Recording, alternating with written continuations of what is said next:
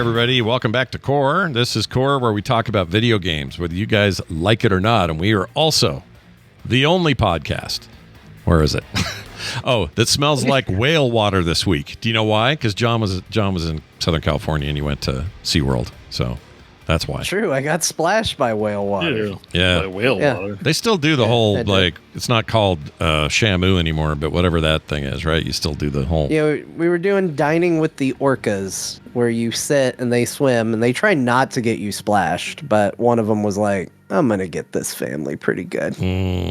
Yeah. And we were that family. Oh, so. That's good. That's actually good. You want that if you're going for the, even for, I don't know if you've been there for the first time or not, if you've been there more times, but you got to be wet at that place. That's the job. Yeah, my son was not ready for it. He was very upset, and then he got a chill from it, and so it led to him going and laying in the sun for a while with me. Nice. It was fine. Well, we had a couple of weeks where it was just Beau and I holding down the fart, and yeah, welcome back, John. Yeah. Thank you. Yeah. Good to be back. First week you were super sick. Second week you had to leave town, and finally we get you back all in one piece. It's good. Yeah. Well, on that note, why don't we talk about the craziest thing I've heard all week in our top story? You guys, Heroes of the Storm has made it to Game Pass. We had to make this front and center because we used to be a Heroes of the Storm focus show. That's all we used to do. And now that seems fair. and now the world can finally know, if they didn't have Battle Pass or a game or what was that, BattleNet, that this exists. Game Pass. This is a thing, and if you have Game Pass Ultimate and or PC Game Pass, all right, maybe you have to have Ultimate with PC Game Pass benefits, and it's not just PC Game Pass. Well, is it only on PC or is it on consoles? PC only. Let me answer some questions for you. PC only, as far as I know. You can get this if you're subscribed to Xbox Game Pass Ultimate or PC Game Pass. It is a PC game, so it's on the PC. Yeah. And for Heroes of the Storm, if you fall into those categories, you get access to 30 heroes. Yep. That's pretty good, isn't it? How many are there? I don't know what's the roster these days. It's like 100, right? Is it? Okay. 100. It's close to it. If not, maybe not 100, but it's like close. Close. It's got to be close-ish. I don't even. Well, so these 30 are probably what the original first 30, or the probably they. I bet they even got a little handpicky with it and said these are the ones everybody recognizes, and then they still want you to buy popular ones stuff. and easy ones. Like you're not going to get the tough ones, I guess. Sure. I mean, also. I forgot what I was going to say. I'm sure it's the easy ones. I'm sure, It's Jim Raynor. It's probably Jaina, right? Thrall's probably in there, if I had to guess. I don't know. Probably a good mix of a decent roster to play with, meaning lots of good matches, Oh, guys, guess what? I've Orphea hero unlocked. Whoa. Well, it's because you already. Logged in. I think you already did, right? Because I'm a BlizzCon 2018 virtual ticket holder. Oh shit! Is this the first time you? Well, no, you played since then. Yes, I own Orphea. It's 2025. Like I just got regifted something 7 years old. Wow. Hang on, I'm just doing some quick math here. 1, 2, 3, 4, 5, 6, 7, 8, 9, 10, 11, 12. So 12 per row. 1, 2, 3, 4, 5, 6, 7, and change. Hang on, I'll tell you how many heroes there are roughly. Like my buttons would just work. I think it's around 80. I did some rough, quick counting. 80 and characters? I got distracted, and I think it's going to be around 80. A little more than that. 5, 6, 7, 8, 9, 90, 1, 2, 3, 4, 5, 95, 96, 97, 98, 99, 100, 101, 102. Whoa. Really? Of characters total that they have released for the video game Heroes of the Storm. Yeah. Okay. Dr. Calhoun says 84, and based on my counting, I'm inclined to agree with him. Are you sure, Beau? You're not counting Cho'Gall twice, are you? Look, there's 12. I'm in the screen. There's 7 full rows of 12. Okay. So okay. 1, 2, 3, Dr. 4, Calhoun 5, 6. says 12 times 7 is 84. Right. But there's more than that. There's a line of 11, and there's a line of 1, 2, 3, 4, 5, 6, 7. So add another 18 to that 84, you get 102, something like that. Damn. I get, you know what? Hey guys, Nobody, don't test my hero's knowledge. nobody can actually solve this. I'm gonna just say, Beau he's shown his work. He's shown a lot of knowledge. Yeah. He's a passionate person. Yep. I still don't believe him. You still don't believe him. I love You it. can go in and count for you can go in and count for yourself. All right. I looked it up on the wiki. It claims 90. So I don't know why that's different. But that probably out of date because they abandoned the game before the game stopped putting out content. According to Heroes of the Storm wiki, I literally just counted it. Hold on. No, I think wrong. I'm inclined to believe Beau because all of these others are all over the damn place. Let's see. Game modes, characters. Here we go. ChatGPT says 90. Yeah, 90 is what I'm getting as well. Stop using ChatGPT for knowledge. It's not. No, I had to burn down a rainforest to prove Beau wrong. Yeah, I had to and it do. said 90. I had to spend about 4 cases of bottled water just now just to find that I'm out. counting them one at a time now. Okay, I think you should. According to this, where's the roster? He's literally in the game. He's like, this is it. Blizzard should have a list. 1, 2, 3, 4, 5, 6, 7, 8, 9, 10, 11, 12, 13, 14, 15, 16, Oh my 17, Lord. 18, 19, 20, 1, 2, 3, 4, 5, 6, Should have 7, 8, music 9, for this. 30, Keep counting. Keep counting. and 40. 1, 2, 3, 4, 5, 6, 7, 8, Yeah. 9, 50. 1, 2, 3, 4, 5, 6, 7, 8, 9, 60. 1, 2, 3, 4, 5. Blizzard's official site says 90, by the way. I may have just saved you a bunch of time. This is on. All right, maybe. This Hang is on. Blizzard.com. How did I get 102? God damn I it. don't I know. don't know, but now you know why I don't trust you. Blizzard on their Heroes of the Storm page says 90 legendary heroes and villains from Warcraft, Starcraft, blah blah blah blah. So I assume that's correct. It's pretty easy. I did there's 12 per row, right? The problem is that the way they row it is all squampus because it's like designed like a tree. I'm just counting 6 on each All side. squampus. See right here, 90 legendary heroes right there. I think that's the final number, 6, fellas. 1, 2, 3. So 1, 2, 3, 4, 5, 6. Oh, I think I added a row. Counting, No, he's 1, gonna 2. count again. You probably did add a row. It would be. I added a row. It's 12 times 6, not 12 times 7. That's Well- where I added. There was a calculation error on my part. See, I can admit when I'm wrong. Yeah, no, it's good. 1, You- 2, 3, you did 4, it. 5, 6, 7, 8. I mean, it was 90, so I I'd was rather wrong. be I able said to- it was 80 something. Plus So 11 plus 1, 2, 3, 4, 5, 6, 7 plus 7. 90 on the nose. Yeah, 90 on the nose. 9 times 10. Yeah. I added a row of 12. Yeah. They were all, it was wishful thinking. You wanted a bunch of characters we haven't gotten yet. I get it. But my yeah. new no, favorite bit of dialogue that Scott has added to a conversation is 9 times 10 for no reason that had nothing to do with anything. It's like 90 heroes. There's 90 and my brain went 9 times 10. 9 times 10. 10 times 9. Take 9, 10 times. The way they have it, it looked like to my brain that there were 7 rows evenly of 12, Yeah. and there were 6. It's wishful thinking. It's fine. It's totally fine. Well, no, it was. I want it was to be in your miscalculation. world I where just- there's a lot more. I wish there were I counted 101. 7 rows, and it should have only counted 6. Like it was a audio-visual brain processing error. I wish they were still We making should have had heroes. Celendis. Yeah. That would have been 91. Sure. Who else are we missing in there?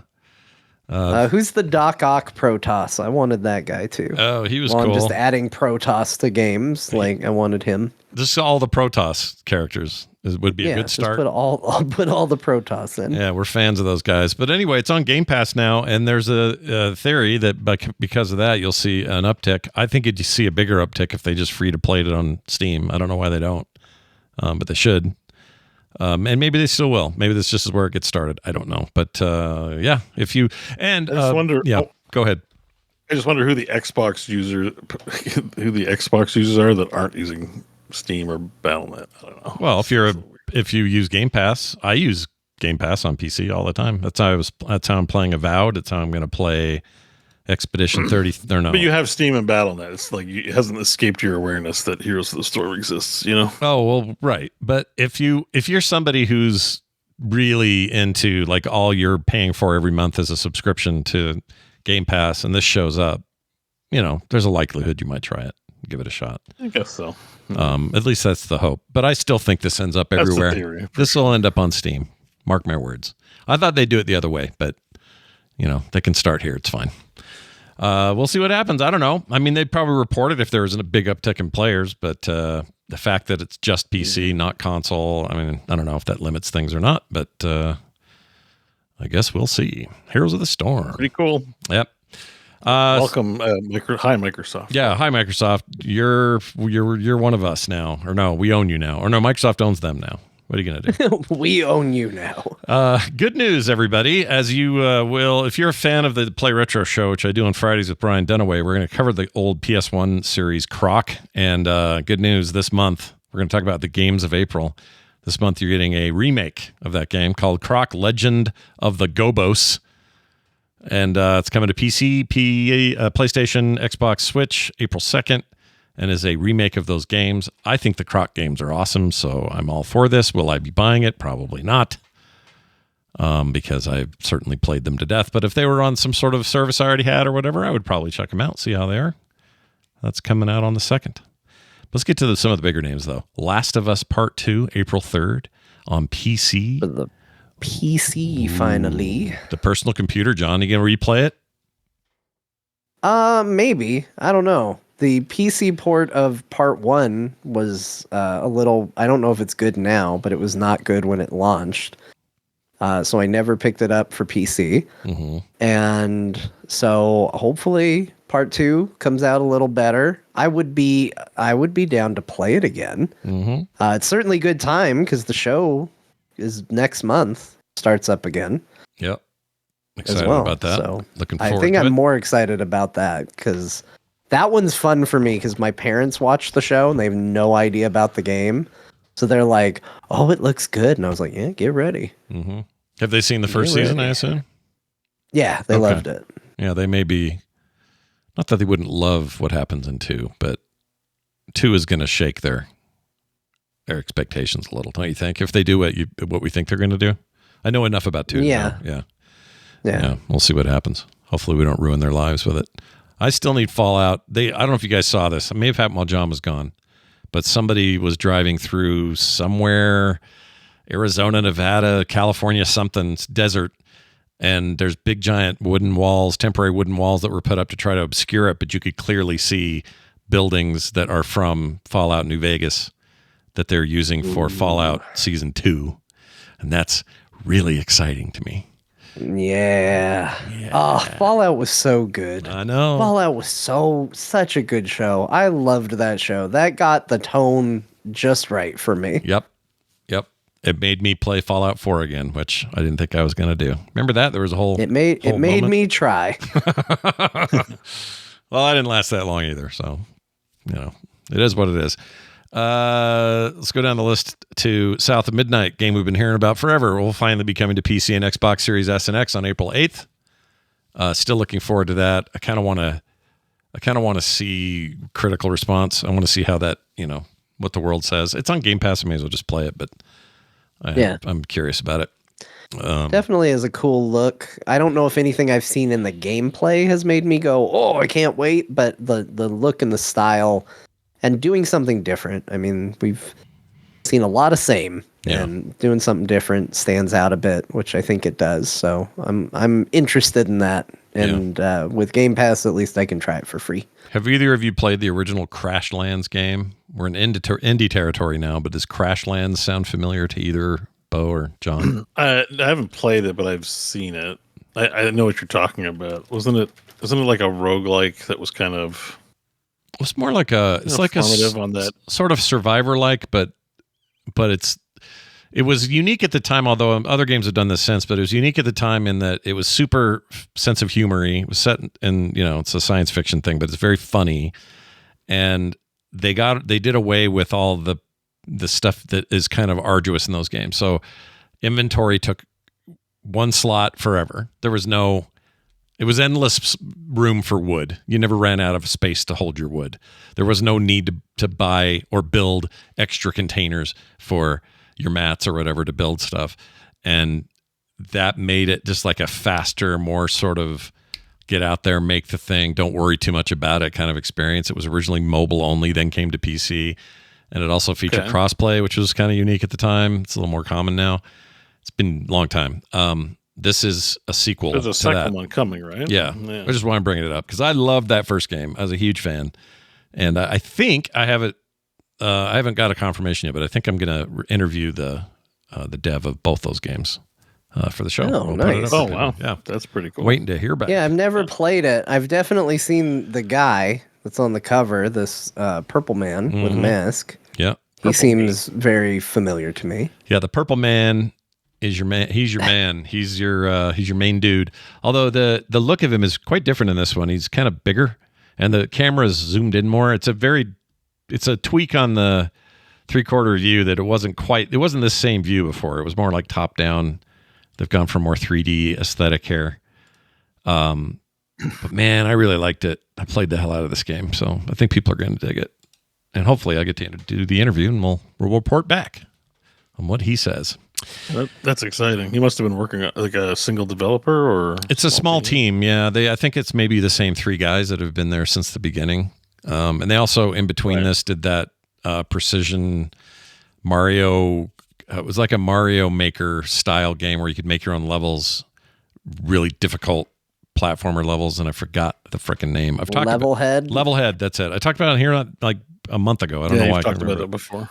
Yeah, very cool game in its own right, and this is their next thing. So very excited about that. I think next up of note anyway, PlayStation 5 players get their Indiana Jones and the Great Circle. So a game we already had late last year, but coming to PS5, so that's nice. Let's see what else is a big one. Oh, Claire Obscure Expedition 33, not to be confused with that other 33 game that's currently on Game Pass. Yeah, that's the one. This is the one I'm really excited for. This is probably my most anticipated of April for sure. Oh yeah, this one. Same. Maybe RPG wise, maybe for the year. We'll see how they do, but from what they've shown, this just looks so insane to me. This looks so cool. So I'm very excited about this. French developer, not that matters that much, but the combat looks great. Everything about this looks neat. So I'm excited about that. And that'll be on the 24th. So coming up pretty quick. And then you got your Days Gone remastered for some reason, PlayStation 5. Give it another shot. I like that game. And you know what? Joey's listening to the show. And Joey's a wrestler, and he could beat me up if he wanted. But Joey knows that I love this game, but it was just so panned by everybody else. He's a huge fan. He like toured the studios of these guys. He's like an insane fan. He gifted. Oh, I know what you're talking. Yeah, yeah. I've seen his Twitter account. Yeah, he loves it. He's Days Gone. He should change his name from what is it now? Joey. What is it? I don't know because we're all in Blue Sky. Joey Pants, Joey Live, whatever it is. What's wrong with Joey me? Pants. He'll hear this and be mad at me. But anyway, Days Gone Remastered. I'm sure he's already pre-ordered it. April 25th. That's coming out on PlayStation 5. If you have the PC version, you're essentially playing this version because PC version's got some tweaks. So it's got the people who like it really like it, and it's funny because I feel like the things I hear about Days Gone is either people very passionate about, oh no, it was actually awesome, or people like, I just didn't play it. I didn't hear anything good about it. So it's interesting. I might give it a check. It does seem a little weird that it's being remastered. I almost feel like the remastered is more like, hey, we think you might have slept on this, so we're going to give it another go. A little bit, yeah. I mean, because I do think it's underrated. I have the PC version, and I really do like the game. I haven't finished it, but it's a fun open world game. Your bike is basically your motorcycle is kind of your RPG element that you're improving all the time and giving better range, better gas, better power. Holds together better, ram through zombies, that kind of stuff. You have other skills that you do as a person, but the bike is kind of the central focus there. A little like the Mad Max open world game, the car is your focus. So yeah, it's got some neat stuff there. I think it's fine, and I think the PS5 Pro they need to have some shiny bits to show off there. This is supposed to be way better in the Pro. Really, that's what that's for. But if you have the PC version of this, I would not rush out and get the PlayStation version. I think you're already getting the remastered essentially in the PC version of the game. If you are, I will say another one that we skipped that's a little more niche, but it's something I'll give a shout out to, which is this Phantom Brave: The Lost Hero. So this is a tactical RPG in the vein of games like Disgaea or La Pucelle Tactics. A lot of those NIS tactical RPG games. What I don't know is I have played and beaten the original Phantom Brave. I can't tell if this is a sequel or a remaster or if it's the same game. Because the description for it sounds an awful lot like the same game, but it's been so long since I played it that I can't remember if this is new or not. But I do really like this series. I love those style tactics games. They're always insanely deep and kind of crazy. And so this is one that I'm vaguely interested in too, because I don't know. I just like these tactics games. They're deep. Yeah. If you like numbers, which I don't, you'll like this game, which is confusing why I like it then, but I do. Why is it I can actually hear a screenshot? That's a weird thing to be able to hear this screenshot of this girl. Yeah, you can hear that, huh? I can hear that anime girl screaming something at me. Not sure what, though. It looks fun, though. I mean, this reminds me of, I don't know, Final Fantasy Tactics or freaking, what's the other one I like? The Fire Emblems or whatever, maybe some of that. Yeah, it's very much in the vein of Final Fantasy Tactics if the stories were a little more ridiculous and irreverent. Yeah, that seems all right. Did you guys talk about Blueprints? No, tell us about Blueprints, Beau. Blueprints. Yeah, I was like, I didn't see Blueprints on the list, but is it up? Well, the pun is intended. That's part of the gameplay. Oh, so it it's is. this puzzle. There's this hype. A lot of people are like buzzing that this is like an early game of the year contender. Really? Where you have to find your way through a house. You have to lay down rooms. I'm a little fuzzy on how it all works, but it's like this crazy atmospheric puzzle game where you've got to like architect rooms to get to secret rooms inside a giant mansion. This actually sounds awesome. Does sound and pretty this cool. Sounds very up my alley. Yeah. Yeah, like you were like, oh, I love Oberdin. I'm like, well, it looks like that, but it also looks like a huge puzzle, moody vibe game. Anyways, if you haven't heard of Blueprints, Yeah. which is a great pun, I'm a big fan of the double entendre in the name. Yeah. You should have a look and maybe wishlist it, because especially you two, you're like Steam, like John likes the puzzle games. You love the Steam. Sure do. $20, give me something cool vibe. This should be the one that's big on your radar. Yeah. And it's not just me. The reason I heard of it is Jason Schreier was saying his game of the year is coming out next month, and everyone's like Blueprints on the comments. So I'm like, okay. And if you look here, even PC Gamer, like my curators thing is like, I was all set to declare it my game of the year for 2024, but we'll have to wait for 2025. Yeah, this looks really rad. Looking at some of these screenshots. Yeah. This looks great. Okay, well, this just bumped way up my interest list. This looks very me. Yeah. So, and that comes out soon, April 10th. This out. 10th is not very far, John. You'll own that in no time. Be able to play it quite soon, indeed. A game I don't have any interest in at all because I just don't care about the sport. I know there are people who do, so I'm not trying to diminish the sport. But the MotoGP 25 game is coming out. The reason I'm bringing it up is it looks like it's the most cross-platform of all the games in the month. PC, PS4, PS5, Xbox One, Xbox Series S and X, and Switch. Everything's getting MotoGP 25. Good job, everybody. We did it. Hey, I thought that that weird Kazan game was coming out this month. Is that May? Maybe that's May. Oh, no, that's this. That is this month. That's not April. Is that this week? It's out. I can play it. I missed it on your thing. Okay, cool. We'll get to hear about it then.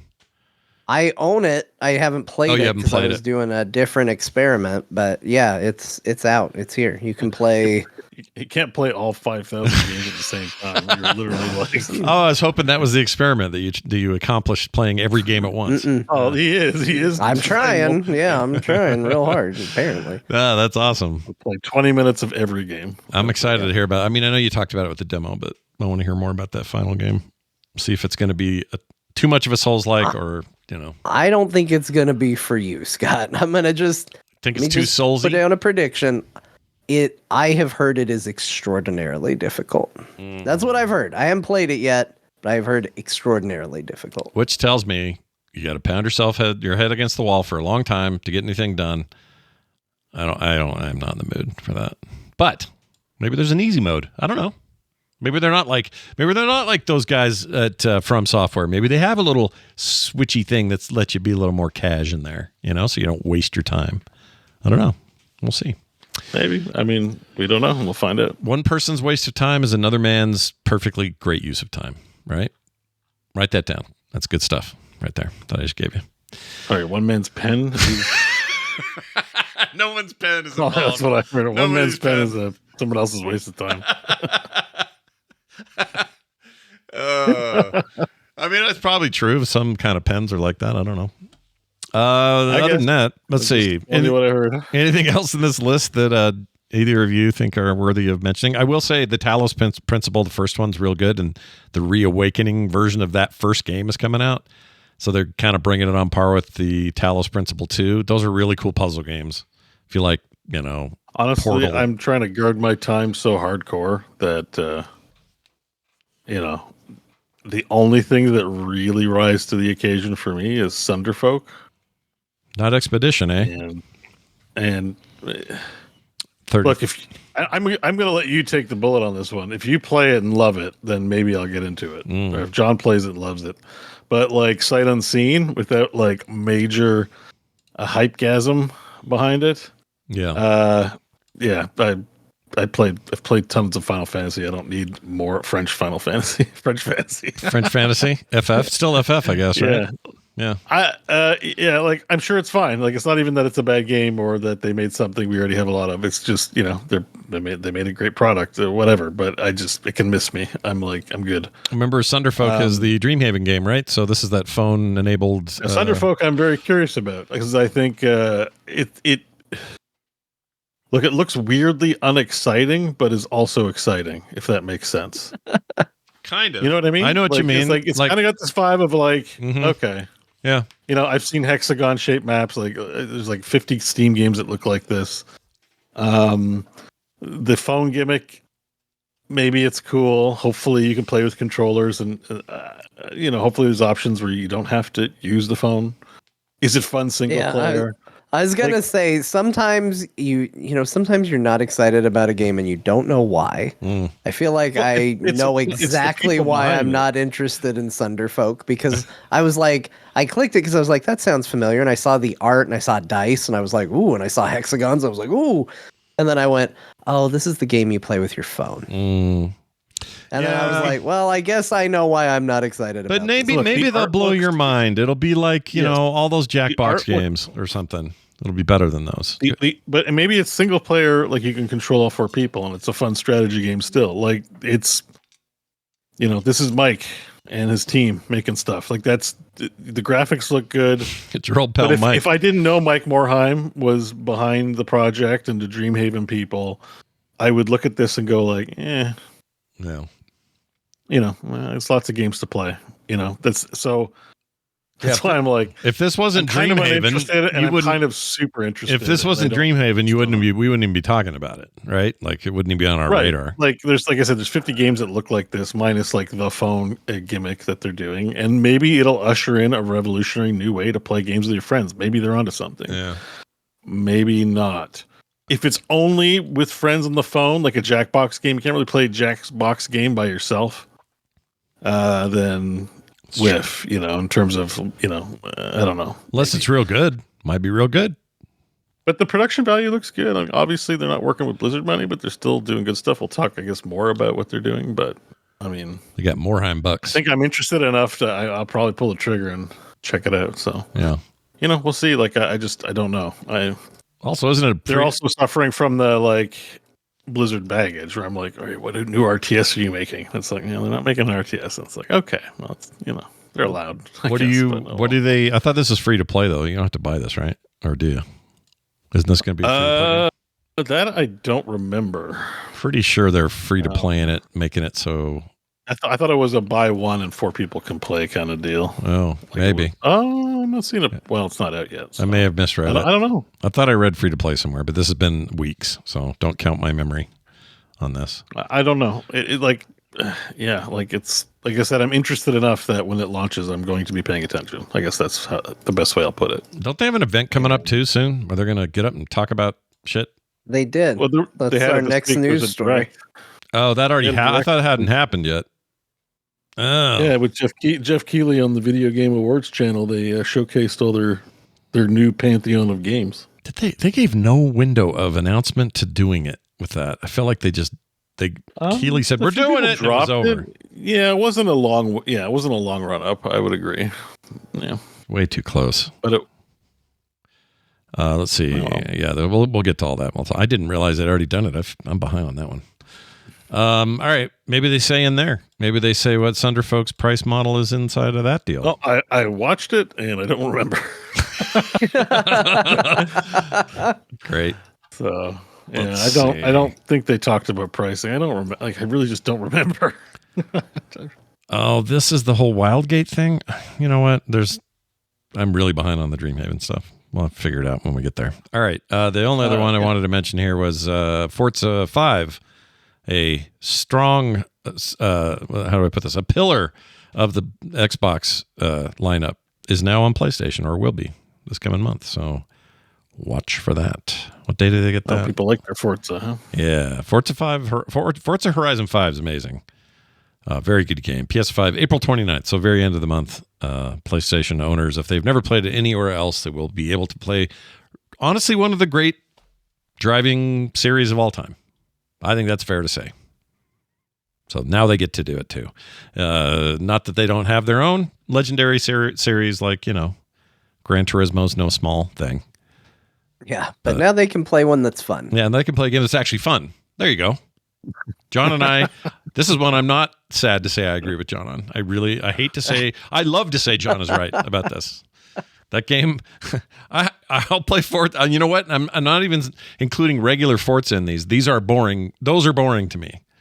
I want to play Horizon 5 where I'm getting to do stuff you can't do in regular racing games. Those are the racers I need. Anyway, good luck to everybody there. Let's see. What else is going on? All right, we mentioned Dreamhaven. Let's talk more about it. Let's dig deep.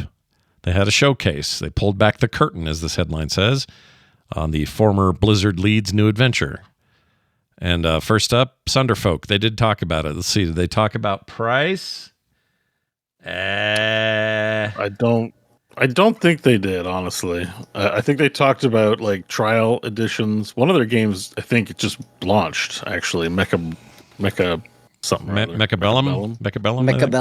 and Mechabellum is 50. Like they launched on sale for 15 Canadian.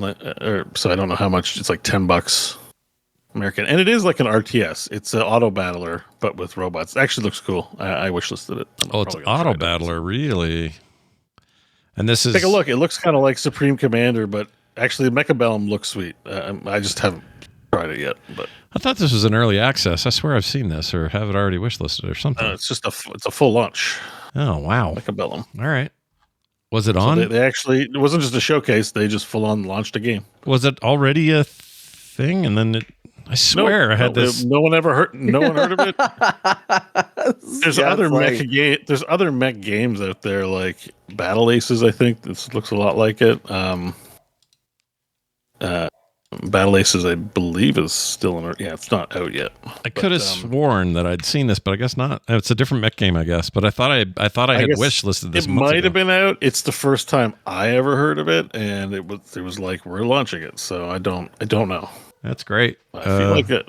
I follow the Dreamhaven like account. I feel like I would have saw it, but that's great. That's exciting. Mechs. I like mechs. This is. I guess I'm getting all worked up because I love me some mechs. I'm a fan.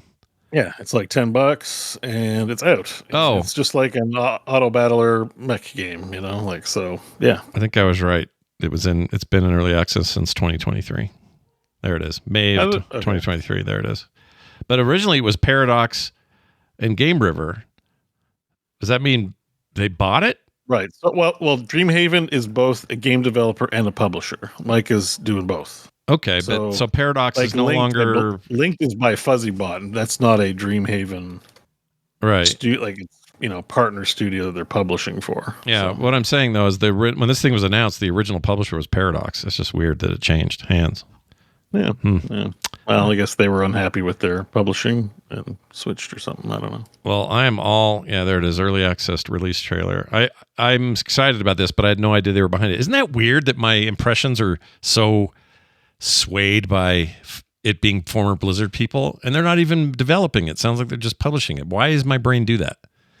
Because I'm like, well, it's like, because that's the Blizzard, the whole thing, Blizzard quality. You kind of just sort of have this muscle memory, I think, of being like, oh, it's something a little different. Yeah. Something a little special. It means something. Really must be. And, it's like, weird. It probably still means something, but, you're not just like, oh, man. Well, you think of Devolver games, and you're like, there's a certain quality to Devolver games. They're usually very subversive and satirical and weird and violent. Yep, there it is. But they make a good game, so there's a particular quality to them. So I think probably in this case, you're just kind of seeing that here. Yeah. It looks cool. I picked it up. Seems neat. It's only $11. I haven't played it yet. $12. Yeah, it's like a little auto battler, and it's got mechs in it. I like mechs blowing up. It's the closest, thing to like having a different kind of a Starcraft game that's just tearing units. Yeah. Blowing each other to shit. So it looks like I'm down. They have the release. It's weird. Early access was 2023. They have the release date of September of last year, but then it just came out a day ago. This is confusing how they did this, but whatever. And Dreamhaven is now the publisher. That's great. Good for them. Yep. So that's Mechabellum. Yeah. I'll play that. Thunderfolk we've talked about before. That was another game they featured quite a bit of. Yeah, and we played the what's this? Linked. We played that a bunch. What's the full name of that? Linked Spark. Something about a spark. Banner of the Spark. Banner of the There Spark. it is. Yeah. How that's going for them. They've got an update. I thought they had 4 that I hadn't. Well, the big thing is the new game they announced. Yeah, so Dustin Browder and Chris Hayes, or Jason Shays. Feel stupid getting his name wrong, but one of their studios with some big notables from Blizzard. Yeah. Specifically Heroes of the Storm, actually, Starcraft. Ooh, I like those guys. D-Bro. That's not the Wildgate. Is that Wildgate? Is that the game they're doing? That's the game. Yeah, Wildgate. And it is Sea of Thieves in space. What? I missed this entirely. But with more intense PvP, like it's like 5 ships are thrown in a lobby and they got to do space stuff on the ships to fly the ship. Right. So I assume you're going to run around and John's got to, hey, John, raise the shields. You're on you're on a crew trying to take care of your ship and you're battling and shooting the other ships. But it's not like in Sea of Thieves, you're in the open water and maybe you don't see boats and you hunt them down. This looks like they're going to put you in close proximity as part of like whatever the game loop is. So you're not like, where are these guys? Let's fly to Sector 7 of Nullsec or whatever. Everyone's around and you got big guns and you shoot and blast each other. And I guess there's mission objectives. I mean, they weren't super detailed about it because it was just the first announcement, but it seems to have first-person shooter elements that look pretty tight. Lots of colors. It's definitely got that Guardians of the Galaxy Concord, kind of vibe. Like it's purple space. Mm-hmm. It's not like Aliens, like black horror space. Like just void. Sure. So it's like fantasy space, and it looks like there's all kinds of wacky alien races, like goat men, even like that goat guy looks kind of funny. You land on these little planetoids, and you have gravity, and you fight while you're on them. That's cool, man. Yeah, these guys, it's again, this is another one that's like Thunderfolk, where I look at it and go like, I don't know, but then I'm like, these guys know how to make a really good video game. Like, what if this just pounds ass so hard, I'm like I want it to be good, damn it. I'm rooting for it, so I'm like, cool, I'm in, let's Yeah, it looks neat. This looks really cool. So you can have, I'm just trying to imagine the four of us, or is it looks like three are jumping out of all these ships? I believe it's teams of 3. Okay. I don't know why they do that. Well, I guess the three of us are perfect for it. So the three of us. Why 3 people? It just does seems, I don't know. I guess that's the thing now. But 3 people, one's on the ship defending it. John went and got ice crystals for some quest. Beau's helping put out a fire because I was bad at defending it. Like, it's all the elements we like about Sea of Thieves, just in a sci-fi thing. I mean, who knows? Maybe they got solves for that. Maybe you get a good bot if you're missing a 4th person or something. I'm actually jazzed about this. I think this looks great. Yeah, it looks cool. Like it's again, they didn't show a ton, but they've got some heavyweights behind it, some good pedigree. This is what they've been up to, right? Yeah. And it could be these games take on a life of their own too if they like support it well. It might be a good base and branch out to other stuff. Like, who knows what direction Dreamhaven is going in the long term? Yeah. They obviously know, but I'm rooting for it. I am too. I want all these to be good, even the ones they're just publishing. I think that'd be great.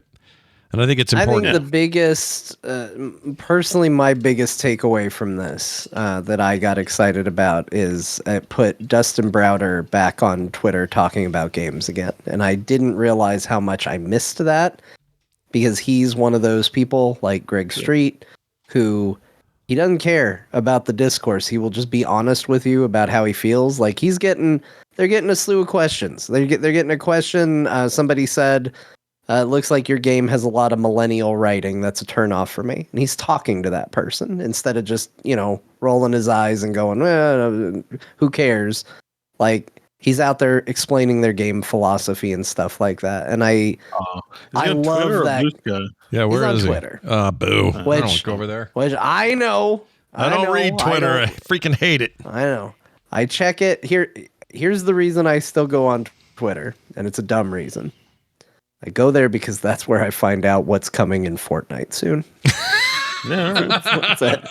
It's what I use it for. And now to read Dustin Browder's tweets. That's it. Nice. I mean, if it's Dustin, go move over to Blue Sky. Occasionally for DMs. I still get DMs over there every now and then. I'll read that. But yeah. That's no, it's fine. We're not going to get political, but it's just too bad because I can't follow because I've removed my account entirely. So it's just. But I find that stuff fascinating, and I love when game developers are not afraid to talk about their game, and I hope people continue to be respectful enough to encourage that to go forward, because it's really nice to see. Because again, whether you agree with what they do in terms of philosophy or not. I just like the discussion. I find it fascinating. And so many game companies and people who works on games, justifiably so in a lot of cases, just refuse to talk about it. And it's nice to get to see. Yeah.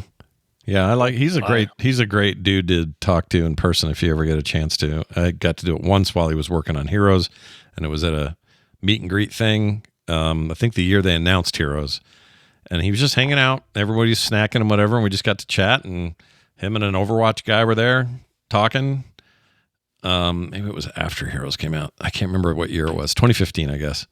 So whatever that was. But he's awesome, and he was a huge loss for them. Like, them losing Dustin Browder in a very unceremonious way because they canceled yet another project he was on was just so disheartening to see. So I'm glad that he's doing something cool, and I can't wait to try it. That'll be great. And we don't have a date. That gave us no date, that trailer, it looks like. I don't believe so, no. I think this is just purely the announcement business. I think there might be either an early access or a free weekend of some kind. Well, Macabellum's getting a free weekend. Let's see. Yeah, they mentioned it. I didn't. Yeah, I'm sorry, I don't know. It's all right. These are all exciting things, though. Sign up to playtest now. There's a playtest sign up. So, yep. Coming to consoles as well, it looks like. So, a bunch of crossplay. All right. Well, there you go. Dreamhaven, making the dreams come true over there at the Haven. When Nintendo talked about, did a direct this morning, you know what's boring? Nintendo directs about Switch 1 stuff. It's boring. I don't think it was that bad. I think it was boring. I think that these are either all things we knew about, cross-platform, or otherwise boring. The virtual game card's kind of interesting. Okay, hold on. I'm gonna disagree. All I'm right. gonna disagree. Go. We have not ever seen Metroid Prime 4. We Well. finally see it. That's been one of those things that people have been asking about and talking about for ages. We finally see it. I think it actually looks good. Yes, I think it's also going to come out on Switch too, because obviously, but I think it looks good. I think that was awesome. And it was the kind of thing that we thought we were never going to hear him talk about until we were in Switch 2 territory. That's a huge announcement. Pokemon Legends Z to A, that got announced recently somewhere else. Okay, whatever. The virtual game card thing is actually kind of a huge deal, and I think that's going to be something that gets talked about in gaming in general. Marvel Cosmic Invasion, not just a Switch game. It's coming out in a lot of places. I think looks awesome as hell. It's those Turtle Shredder's Revenge 100% play it. It's by the Shredder's Revenge people. Yeah. Using sprites that look straight out of Marvel vs. Capcom. That game looks amazing. There's our first footage of Dragon Quest 1 and 2 HD 2D remakes, which the Dragon Quest series, one of the biggest RPGs in Japan, has never really found its footing here. Now you get to play 1 and 2. They just had 3 out. Like, that's all big stuff. Yeah. That's not nothing. It's not nothing. You're not wrong. It's just not that exciting. It's okay. Like, well, okay, let's give it some context. All of those things are cool. If this wasn't also less than a month away from a direct that's all about Switch 2 and what's coming to it. That's what people really want to talk about. Everything on here is like, well, for your 2017 console, here's some shit for it. Like, that's fair, but also how exciting is it if they go, okay, here's our big Switch 2 announcement. Now let's take some time to talk about Switch 1 games. Like, better that they get this out of the way. Don't do it at the same time, and that's what they did.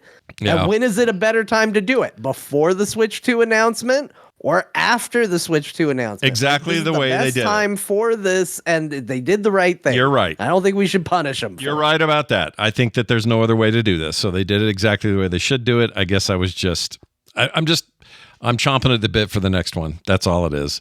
Patapon 2 and 1, or 1 and 2, I should say. I don't know why I reversed them. And what is it? Everybody's Golf Hotshots. The fact that those two things, those PlayStation, never anywhere but PlayStation consoles games are coming to the Switch is crazy to me. But whatever. I guess we're all sharing IPs now. And I guess Bandai Cosmic Invasion looks dope. Holy shit. Yeah, it's cool, right? It looks super cool. Yeah, and you'll be playing it on your PC. And somehow I missed this. Like, I was watching the direct.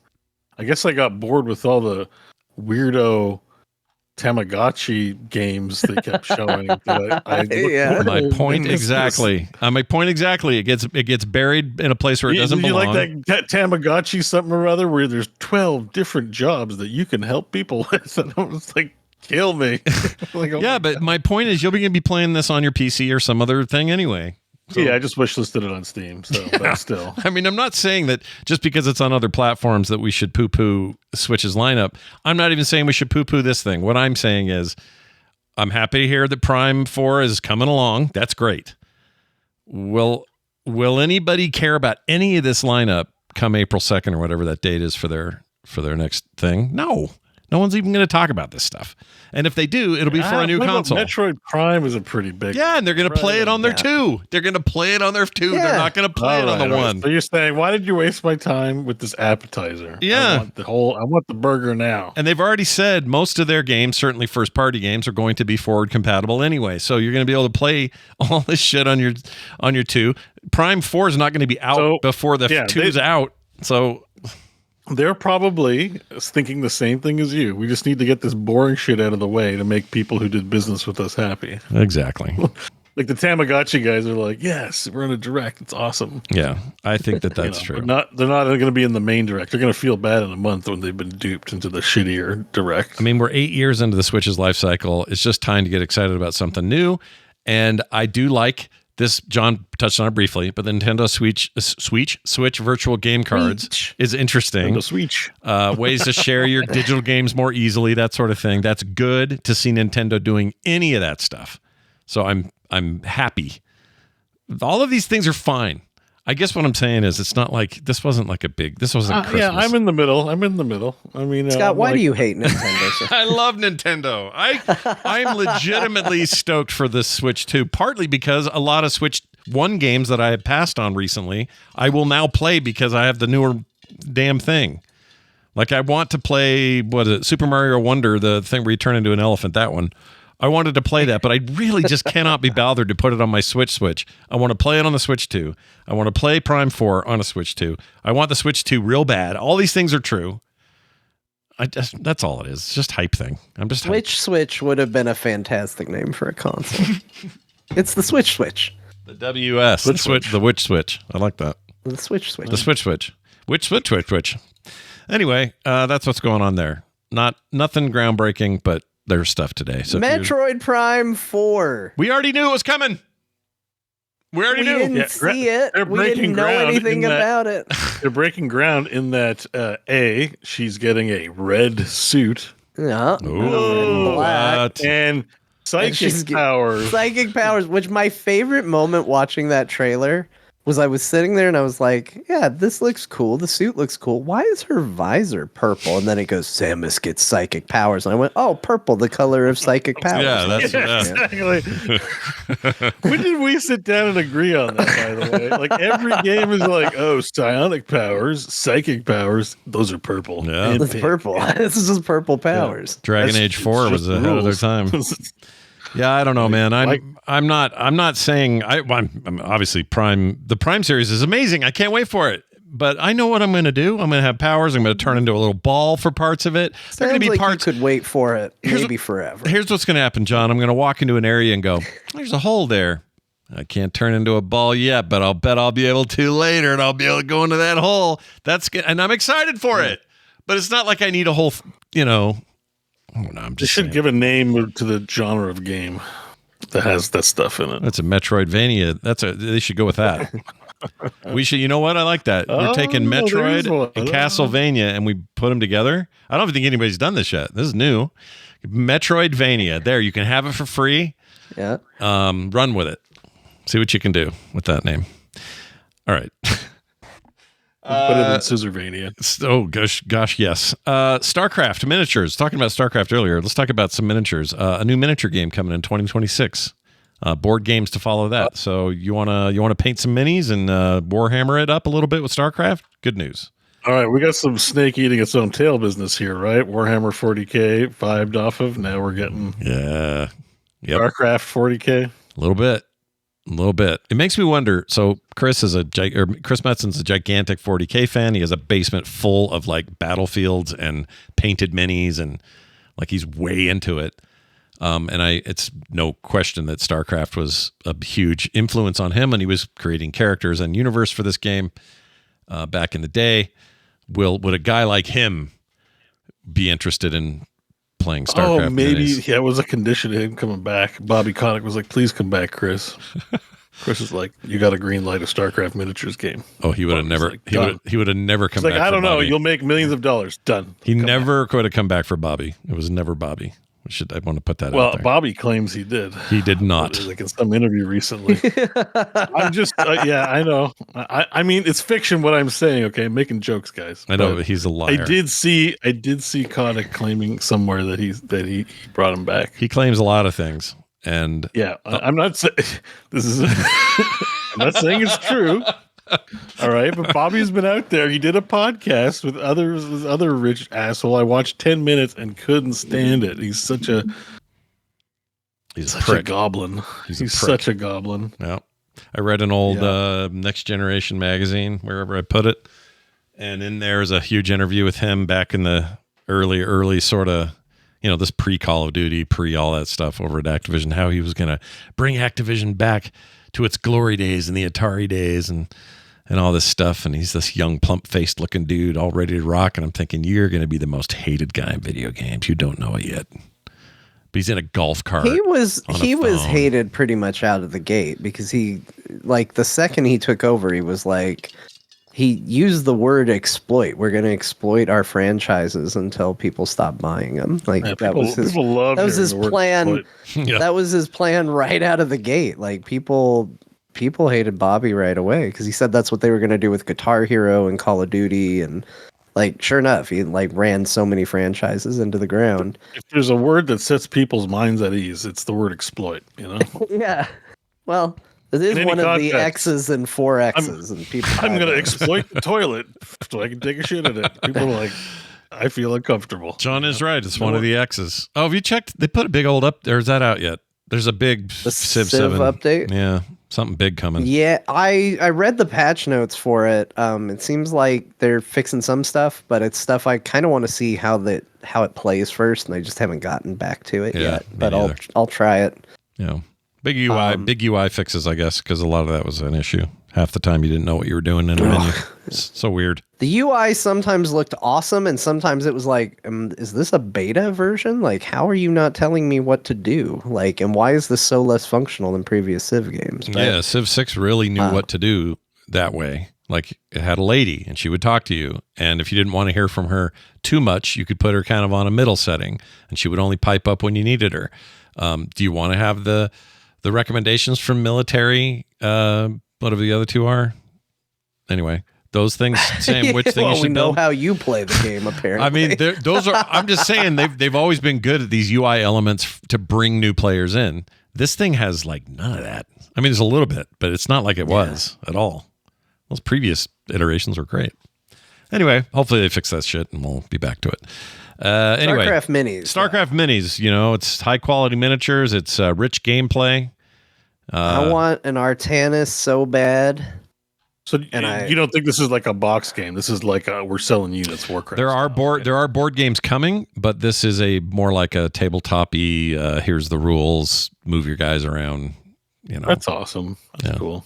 Yeah, that's cool. It'd be a video game, but it's great. Yeah, like I'll admit this comment is inspired by this little box art in this article, but like it could look so cool if you got the right kind of paint on some of these, where like under a black light it looked like the blades were glowing and stuff. Yeah, Kerrigan's lightning, cool purple creep glowing. Yeah, dude. Oh, some of the stuff, it looks so cool. Starcraft is so cool. That world is so cool. I don't know if imagine if they made more games in that universe. I know, right? Can you just imagine that? Can you picture a world? Can you picture a world of StarCraft? Yes, I could. I know it's a joke. Everybody said it for years. Well, I'd play a world of StarCraft. I would right now. World of StarCraft. Yes, I would. I'd play Gears of StarCraft. Yeah. I'd play StarCraft Lands. StarCraft.com. StarCraft. I'd play StarCraft. Yes, I play StarCraft.com. Yeah. Yeah. I'd play StarCraft Gate. Survivor. StarCraft Gate 3 I'd play. Yeah, StarCraft Gate 3 is a good one. I'd play Rift of the StarCraft Mancer. I'd play it all. Whatever you got. What have you got? Imagine First Berserker Kerrigan. Where Artanis teaches typing. What, dude? Shut up. That's an amazing idea. Hell yeah. I love that so much. Oh my gosh. Yeah. With his big dumb claws and everything. Oh my gosh. And now we will learn how to space properly. Type elephant. If we could just get Blizzard to actually make those games, you know? Oh, that's so good. Just do it, son. Artanis teaches typing. It even rolls off the tongue. I love that. Yeah.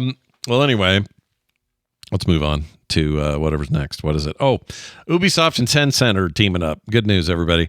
Actually, Ubisoft's having a pretty good week, so I'm not here to poo-poo on Ubisoft, but they are forming a new company that will take control of its most successful franchises, Assassin's Creed, Far Cry, and Rainbow Six. They will be a minority shareholder in the new venture. That is to say, Tencent will be. So for those that are worried they're just selling everything to China, they're not. Which is expected to be completed by the end of 2025. But if you read between the lines, this isn't some creative joining of great minds. This is Ubisoft getting a bunch of money in their coffer to continue existing and building on their most successful stuff. So hot cash injection. Yeah, that's what it is. from the giant Tencent wiener of cash.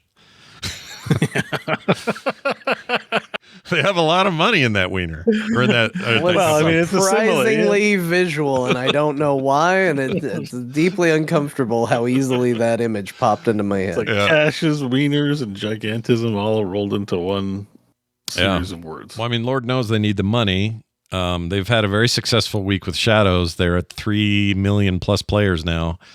It's already outsold their last version of the game and doing really well. They needed a win. And we'll talk more about that game in a bit because a couple of us have been playing it quite a bit. That's all I played this week almost, with a couple of exceptions. And I have a lot to say about it. But this will give them a cash infusion or injection, just however you want to visualize it. And we'll see what that ends up being. Probably just what it sounds like. They'll have more capital. And they'll still lay people off. The People's Glorious Republic of China is like the next entry. Fantastic. Actually, people have been asking for an ancient China one. There's a side-scrolling China one. Sure. Yes. But the side-scrolling China one, I don't remember that. And the India one was pretty good. I think, weren't those okay, those side-scrolling ones? I don't remember if those were good.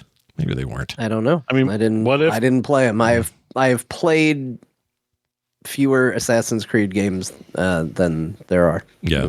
I haven't played a lot of them. Yeah. I think that's most people, right? Yeah. I said it and I was like, this seems like a common I feel like if you've played every Assassin's Creed game, you are like in the super fan club. Oh shit! You know, like that's. I guess if you beat them all, you're really a super fan. But if you've played, have I played them all? I've played if you one. Played them. Like if you can even be fussed to buy them all, I find that impressive. Just because there's so many. Like at some point, you're like, I'm skipping. Well, let's see. Whichever one. Like, One, it's like 2. Hold on. Brotherhood. Let's. Revelations. Hold on. I didn't play 3. Assassin's Creed franchise. I'm not doing counting this time, guys. I'm not counting. We're just gonna go down. We're just gonna go down the series. Bo, there's 100 and there's Scott, 104. have you played Assassin's Creed? Yes. Have you played Assassin's Creed 2? Yes. Have you played Assassin's Creed Brotherhood? Yes. Have you played Assassin's Creed Revelations? Yes. Have you played Assassin's Creed 3? Barry. No, I have not. I don't know why I hit Barry. Okay. What? You didn't play 3? I didn't play 3. The Native American one, that did not review well, and I remember everybody was so mad I couldn't bring myself to do it, so I didn't play it. Okay. Have you played Black Flag? Hell yeah. Did you play Rogue? That was the Black Flag kind of add-on one, right? Yeah. No, I did not. I did not play that one. Did you play Unity? I played Unity some later, a little bit. Not a lot, a little bit. Did you play Syndicate? Yes, I love that game. Did you play Origins? Hell yes, beat it. Did you play Odyssey? Yes. Yeah, it's the best one. You better. But Odyssey's awesome. I love Odyssey. I will not defer from you there. It's really good. Did you play Valhalla? I did. Did you play Mirage? I did, but not near enough. But I did. Play Shadows? I am in the middle of that now. I played nearly all the mainline games. So you missed 2. 1. Right? Just 3. 1. You didn't play 3? No, you didn't play Assassin's Creed 3. I didn't play 3. And that's it. And you didn't play... There was another one, wasn't there? Oh, Rogue. Yeah. Sorry, the add-on to Black Flag. It wasn't an add-on. I don't know what you call it. Well, it's not an add-on. It was the same mechanics in a different game. And it was short. Standalone title, though. It was very short, and it was cheaper. I don't think it was like it was a full game, but yeah, it wasn't. It was more like a... But that's also not counting the Assassin's Creed mobile game, Altair's Chronicles. I did play that. Didn't they have Did you play the Twitter assassination experience? No. What about hang on, whoa, you're missing some. What about the VR one? There's Assassin's I didn't play Creed that. VR. Yeah, I didn't play that. So there are, if you're talking mainline games, I played all but 2, if you count Rogue as a mainline. 1 if you don't. And then everything else, all the side scrollers, I think I did dabble a little in one of the side scrollers, don't remember which one it was. That may have been a Batman game, though. That's what I mean. I'm saying you're some kind of super fan if you've played them all. Yeah, I agree. If you're like, you don't have to finish them, but if you've bought and played or rented all of them, yeah, that you're in the that's like the Mile High Club, but for video games. A little bit. Well, for Assassin's Creed. For Assassin's Creed, yeah, not for all gaming.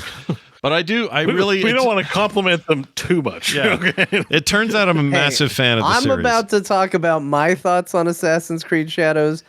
Don't worry, we're not going to be complimenting Ubisoft too much on this show. Right. I will. Okay. I'm stoked to talk about Shadows. I think that game is rad. Of rad. the century now. Yeah, we're gonna. It sounds like John and I are gonna have a little ancient Japanese feudal dragon beef today. Shadow beef. I don't think it's going to be. I think we're more alike than not. But here, I'll give you a teaser for what's coming up after the break. Ooh, give it. I think the number one problem with Assassin's Creed Shadows is that it's made by Ubisoft. There you go. Fighting words. Fighting words. That's your tease. In case you thought people on this show were going to be too nice to Ubisoft, it's coming up. All right. We're about to find out then how this all falls out after our break. When we come back, we're going to do a little bit of the old Dear Martha. That's coming up, so stick around for that. And then after that, a hot beef injection from Tencent. And then after that, we'll talk about the games we played, as well as your emails, your phone calls, and more. Stay tuned. We are back, and we're going to do Dear Martha now. That's the rule. John is the guy. He plays this Dear Martha thing. Today we're doing it as a... what are we doing today? Oh, it's a Guess the Game deal. Another one of those. Oh, I like these. These are fun. All right, cool. John, explain anything you want to explain them. We'll hit it. Yeah. We're going to do Guess the Game again. If this is your first time here, welcome. What we're going to do is I'm going to read a Dear Martha letter that is going to give a negative review for a video game, and it's going to badly describe that video game. Now, these two, my wonderful co-hosts here, are going to guess what that game is. You can do this at home. You can play along. And this week, it is about a NES game. Oh. That's what we're talking about. All right. So there will be options, but I think this week, just to spice it up, we're going to see if you can get it without the options. And then we'll put the options in and see if you can get it with the options added, if it changes anything. Wow. So we'll do it in 2 stages. All right. This is exciting. I love this. Yeah. All right. NES, Beau, you ready for this? NES. Keep thinking NES in your head when he does this. All right. I'm super sorry. My ADHD kicked in and I got distracted. I figured. That's why I was reminding you about the NES Someone part. posted a video of a fisherman picking poo out of the water and eating it. What? No! Oh. Why? Well, you don't see him eat it, but it's from his perspective. But he's like, you see him reaching his hand in and bring it up to, and then he goes, "Fuck, this is shit." It's too. That's Lake Run. Right. That's Lake Run 2.0 right there. They're like blaming there me you for go. Chat. Yeah. Sorry, I'm so sorry. It's very rude of me. It was poo. It happens. It's all right. But John's going to read the thing. It's about an NES game. You and I have to guess. You ready for this? Negative review. Then you need to guess which video game I'm talking about. Yep. Okay. Here we go. My dearest Martha, I've been away on vacation, as you know. So I thought I might spend this letter talking about one of the many, many mobile games I played while I was away. But let's get real. Mobile games suck ass and I didn't play any, so it's silly to pretend otherwise. Here's my review of an original NES game that is almost as bad as a mobile game. Oh no. Martha, the NES is home to a great many classic video games and sequels. This is both of those, but for the life of me, I can't figure out why. The game before it had the formula all figured out and made for a fantastic experience. So why throw all that away to make a different game that feels more like an even older one? It's not 1985 anymore. Things are better now. Anyway, Martha, the point is they totally ruined this series. Gone is all the charm and rockets that carried the last one into the history books, and it has been replaced by a story that is, at best, laughable. Everything you did before doesn't matter. It was all an act, because our heroes aren't really heroes. They're just performers. I think Nintendo is just obsessed with Hollywood these days. They made that terrible Mario Brothers movie. Then they paid who knows how much to try and sell us this piece of crap. So of course, let's make all our beloved characters actors. I give this stinker a 0 out of 10 because in the words of their own marketing, it's so bad. Yours in this life and the next, Lucas PG. Oh my gosh, it's so bad. Is there marketing? Okay. Shit. So All right. we're going to try and see if you can guess without the options. Okay. And then either after you've got guesses or not, I will put in the potentials here and see if you can get it with potential answers in place. So do you have a guess without any possibilities listed? Well, it sounds like a tie-in to some movie or TV thing. And when you said they're so bad... It's a classic video game and a sequel. Yeah. Wait, classic video game is also a sequel video game. We're not talking about a movie sequel, right? Just make sure I heard that right. Right, Beau? The letter's in there. You can read it yourself. Okay. Huh? You guys have had all the help you're going to get. It's so bad. Oh. Let's just think of the words in their own marketing. It's so bad. That means that's meant to be like it's so bad it's good, or dude, you are so bad. It's got to be 80s, 90s. I mean, I'm just trying to go through it's original NES. We're not talking Super Nintendo. We're talking original Nintendo. Yeah. I'm trying to even just think of the sequels I even know. Ninja Gaiden 2. Yeah, that's one of them. That's one game. Super Mario. I don't think they became actors though. Super Mario Bros. 2. Oh, that's true. I guess they didn't make another one. Are they actors? There's kind of curtains in that one. Lucas. I think they're on a stage, but I don't remember anything about them being actors. I love the phrase, there's kind of curtains in that one, is the most weed-enhanced thing I've ever heard anybody say. All right. Hey, really think about it, man. Super Mario Bros. 2 like takes place at a theater stage, they got kind of curtains in that. Lucas like PG's got to be something. Lucas, like Lucas Arts, PG, like PG. Oh, what about, see, it's Super NES, Super Star Wars, and Super Empire Strikes Back. Yeah, but that wouldn't work. They were all good. All three of those were bangers, so. Shit. John, we might need options. All right, so no guesses before options. No. Was there two Teenage Mutant Ninja Turtles? I remember the first one being pretty ass, but. I think they were all, I hated all the live action ones. They're terrible. All right. Games. I'm going to have people fight me on that, but it's fine. Here are your options. Okay. To you gentlemen. Do it. In alphabetical order. Option 1, Castlevania 2, Simon's Quest. Okay. Option number 2, Castlevania 3, Dracula's Curse. Option number 3, Haunted Castle, which is actually a Castlevania game, fun fact. 4, The Legend of Zelda, The Adventure of Link. 5, Super Mario Brothers 2, or 6, Super Mario Brothers 3. Okay, so I think the Lucas thing has nothing to do with this. I mean, Link stands out. I forgot about that. Legend of Zelda 2. Yeah, The Adventure of Link is hot shit. It's bad. You know, I hate to be that guy. I think that's a bad game. I was a young person, and the game was like cool to me, you know. But oh well, yeah, because they were like you had these side scrolling, you know, like to a kid. He wasn't a little dot anymore. He was a person. Yeah, I had 6 or 7 games. It wasn't, you know. It's not like nowadays where I have 10,000 alternatives. You know, it's like, well, that's what that game is. You know. Well, but it's very different, and a lot of people don't like it. It's poo now. If you play it now, you'd be like, "What were we thinking?" I mean, I'm going to say 4. I think it's got to be Adventure of Link. That thing's a piece of shit.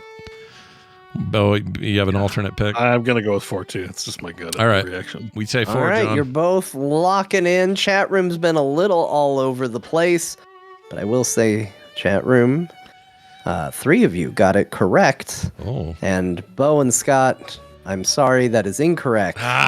The correct answer this week is Super Mario Brothers 3. A little explanation behind it is, here's where all the hints lie.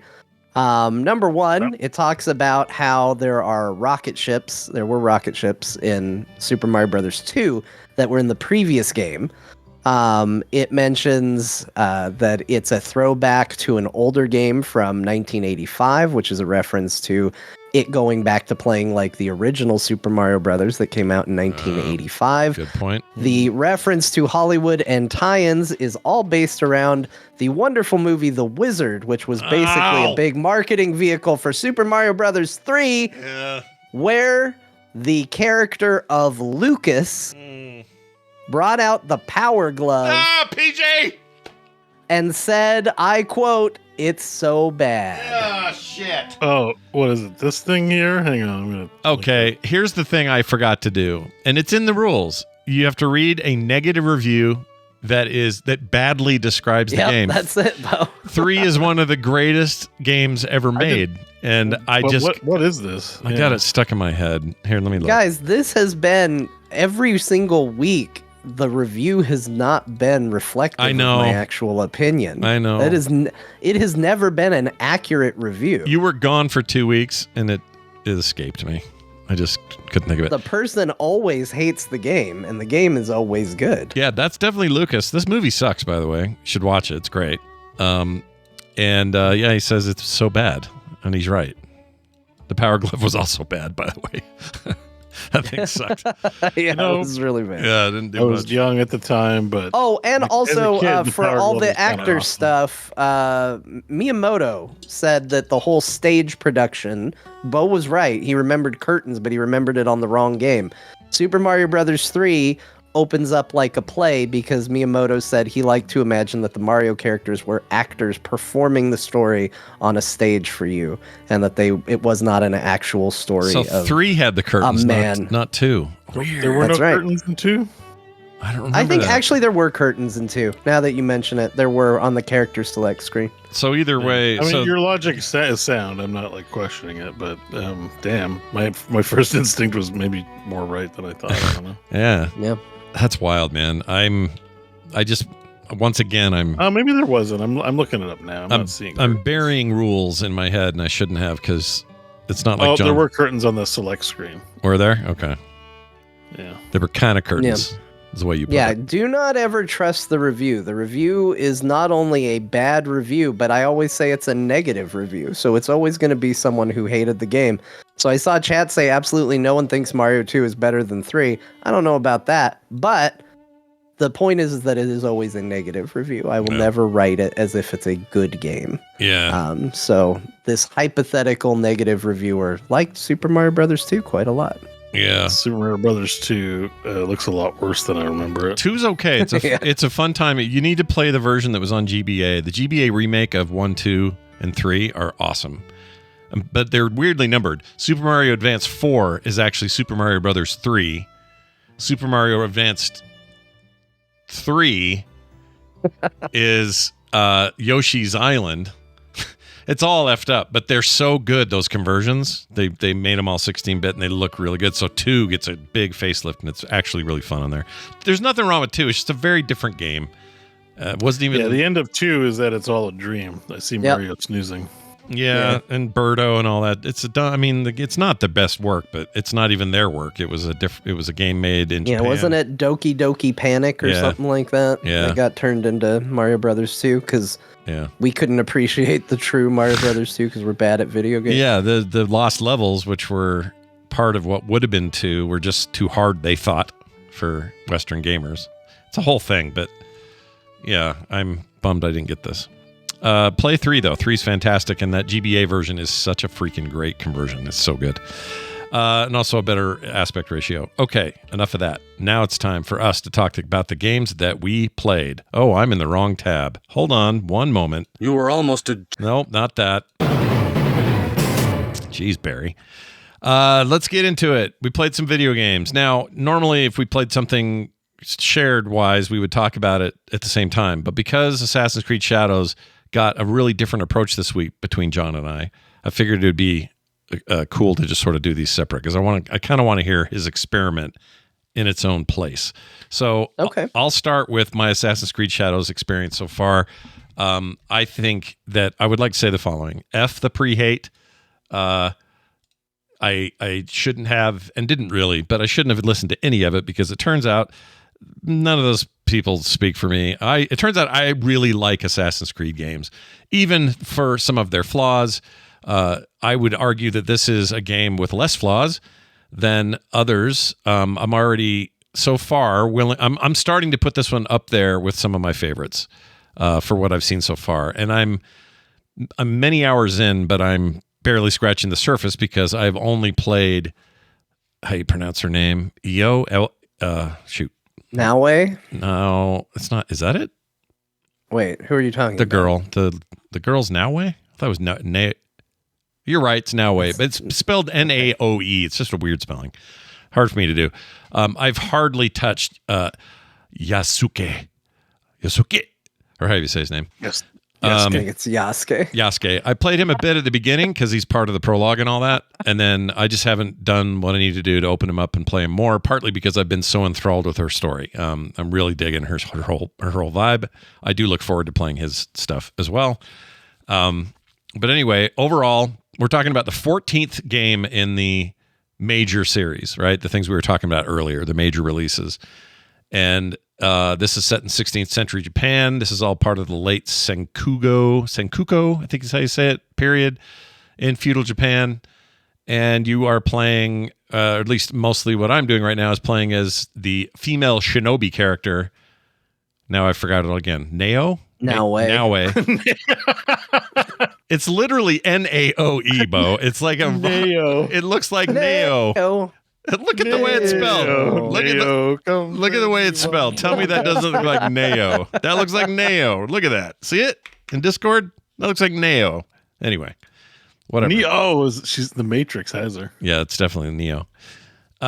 Anyway, the samurai who is went from African slave to samurai, inspired by the actual figure name with the same name in history, is also in this. But again, like I said, I haven't really played him.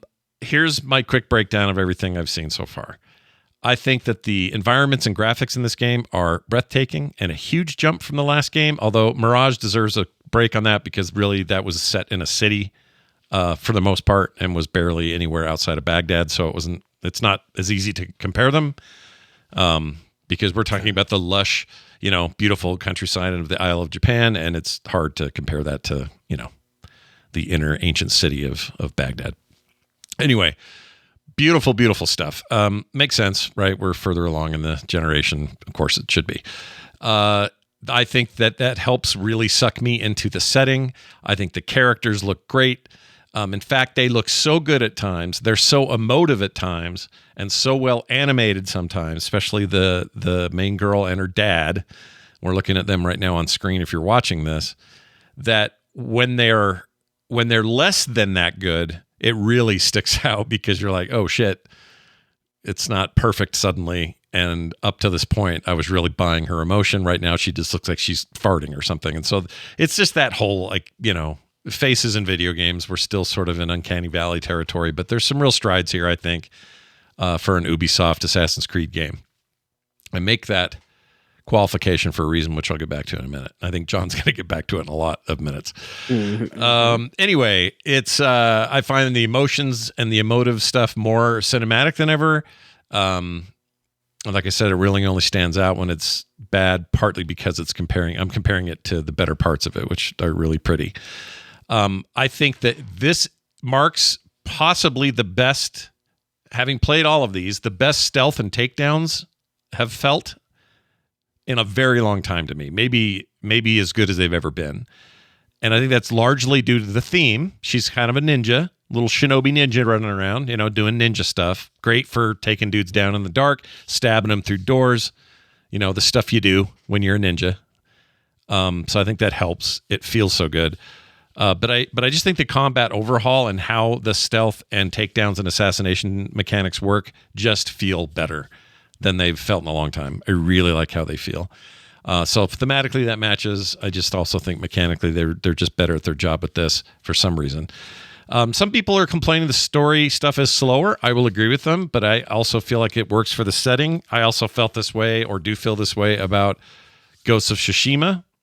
It's much more like, slow down, come to the tea party, spend some time talking to, this sensei guy who wants to teach a really important point, and it's very poetic and all that sort of stuff.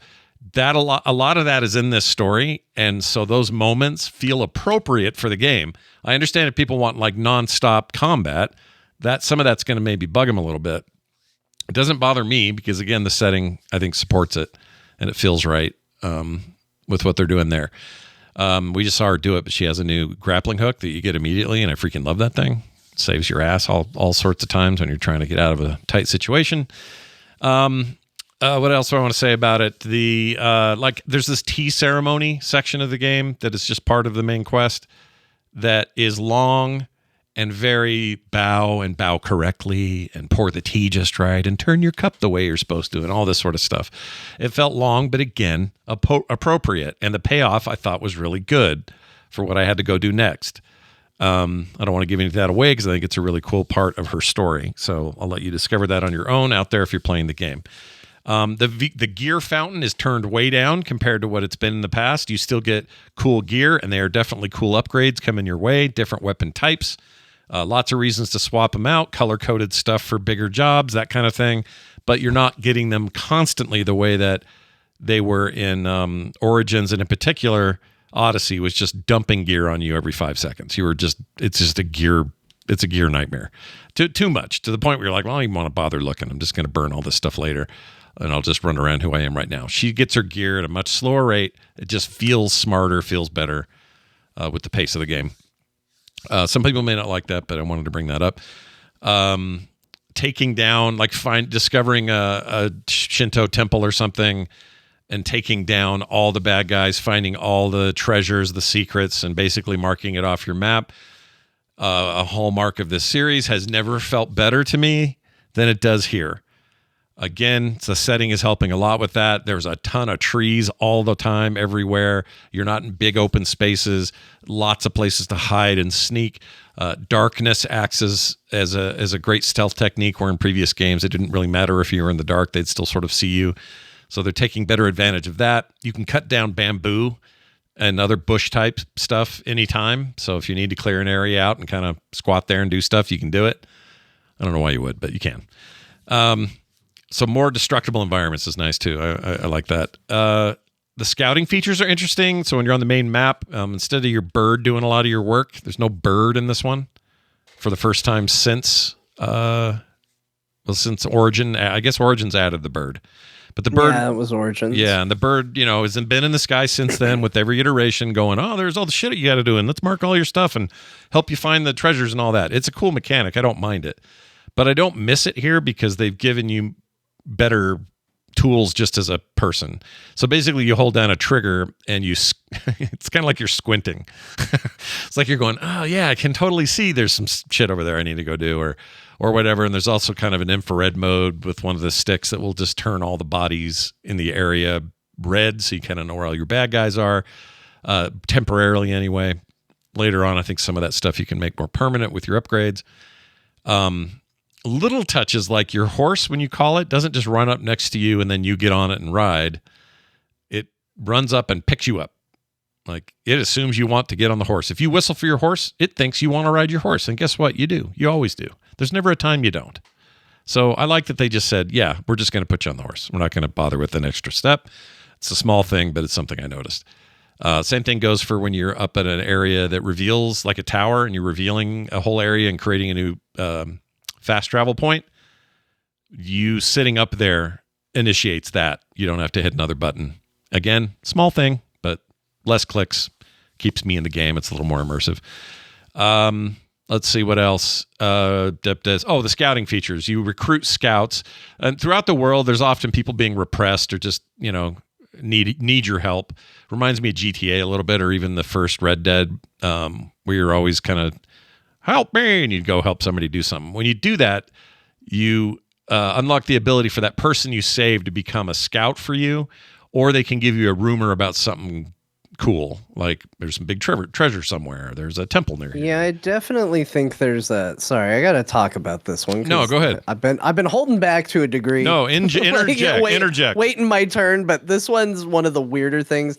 There's definitely something in this game that is generating events to some degree, because I was walking around and maybe they're always here, and maybe I just thought this was a weird dialogue and it stood out to me. But I was walking and there's a guy and he's like, oh no, I dropped my father's ashes. It's on the ground. And I was like, oh, you want some money to buy a new urn? He's like, yeah, it doesn't do much for my father that's scattered to the wind. And I was like, yeah. And then he's like, anyway, thank you. And then it exited that dialogue and he goes, hey, you come here often? And I was like, what the hell was that? Like, why? What is this dialogue that happened? He's like going from sad that he dropped his dad and thanking me, and then he's like, hey, you come here often? Mm-hmm. Yeah.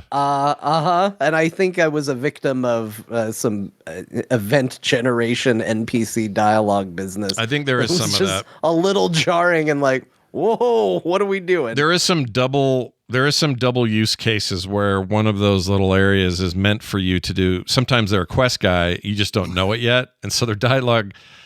This is an Ubisoft thing. Sometimes they're not. Sometimes they're not great at the tonal shift of what happens when you finish talking to a guy and then what happens next. And this happened to me with a guy where he became a scout for me. So this was more of a traditional one. I didn't have as quite the disconnect you did just then, but it was also weird because when I talked to him, he says, "Yeah, I'd love to be your scout. Thank you so much." Everybody bows, and now I can send him on scout missions or have him help me, get contraband or whatever. And as soon as I get out of the dialogue, I turn around and then I turn back to look at him and he goes, "Ah!" and just runs like 100 miles that way. I didn't even pull my sword out. He just got scared and ran off. So there's some open world jank for sure. I think that's some of this. You're definitely going to feel some of that stuff you do always with these open world games. But that's a good point, John. There's more of that to talk about, and we will here in a sec. But also, I was going to say the scouting features are a little nebulous. They don't explain the way it works, really. You have to kind of figure it out. And I've figured it out, but it took me a minute to understand how that worked and what they did for me and how to best use them and that sort of thing. About the combat real quick, they've changed a lot of how it works. There's a couple of charge moves with both heavy and light attack. The parrying feels better to me, and what you get out of a good timed parry, that all the combat feels better to me than it has in many iterations of this game. When you're actually doing hand-to-hand combat, not trying to stealth around. Stealthing around is still about don't bring attention to yourself, sneak into the bush, kill the guy while he's not looking, blah blah blah. But the actual hand-to-hand stuff just feels very tailor-made for this game and the vibe of it, and I like it. I like that a lot. Oh, look at that. All right in the neck. See you later, buddy. See, some of that stuff's fun. Sorry if you're not watching. She just killed a guy with a sword, and it was great. What else? I love the music. I love awesome. There's awesome. One thing I really dig. So the soundtracks in these games have always been really good, but I love this touch of big orchestrated, awesome world theme music all the time, like you would expect. But there's been some cinematic fights, either ones that are being shown to you or one you participate in, but it's like some modern J-pop metal band doing a song. I hated this, by the way. I love it. This is the most Tarantino-ass choice they've ever made. Shadow Beef. It reminds me of... Yeah. I want you to think about this. Area we're very different on. The music kicked in. I was like, oh. See, this did not move the needle for me one bit. There was a time in my life where that would have annoyed me. I think that, honestly, it feels like a Tarantino thing. I think that's why I'm watching Tarantino movies this week, because he does this all the time. He'll have a scene in a period of time where that song didn't even exist yet, but I'm going to play it anyway, or I'm going to play the original Django song, which has nothing to do with this Django, but I'm going to play it because I want to create a certain vibe or a feeling, and they do that here, and I think it works. I actually really like it. I feel like if the game tonally felt more like that, it wouldn't have bothered me. But the narrative and the presentation of it, even despite all the Animus bullshit, I felt out of place. It felt jarring. Like, it's always felt a little appropriate in Tarantino movies because I do like it when Tarantino does it. But the story hasn't done anything to say, hey, this is what we're doing. The first time you get a hint of, hey, this is what we're doing is with the music, and it was jarring, and then the narrative didn't match that for me. So, again, I certainly like it in Tarantino movies, so I get why people can like it. I did not like it. I get it. It's not going to be for everybody. I've heard really mixed things on it, so I'm not surprised to hear you say that. And actually, it's a little surprising that it worked for me because I'm sort of the same, because you're right. The rest of the game isn't necessarily reflective of that switch, but it does it early enough that I went, oh, we're going to do this, are we? And then it did it again. I was like, all right, I kind of like what you're doing here. And I like when they intermingle old themes from previous games in here. One of the things we haven't even talked about, when you launch this game, this is now a new launcher for your Assassin's Creed games from Origins forward. So if you have Bayek all the way up till now, or anything in between, the very first menu of this thing is after an intro and some Animus bullshit. There's, which didn't bother me. I kind of liked it. The way they described it. It was intriguing.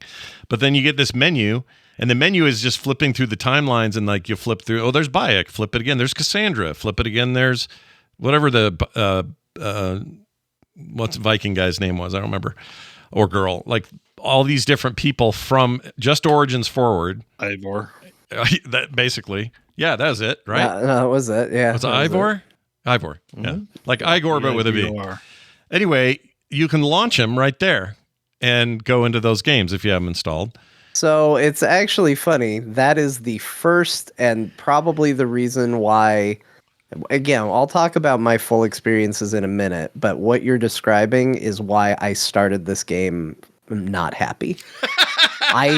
I think that is one of the most gross, like, Ubisoft things I've seen. Like, I had several, and this is why before the tease, just to bring it full circle, why I was like the worst thing about this game so far is that it's made by Ubisoft.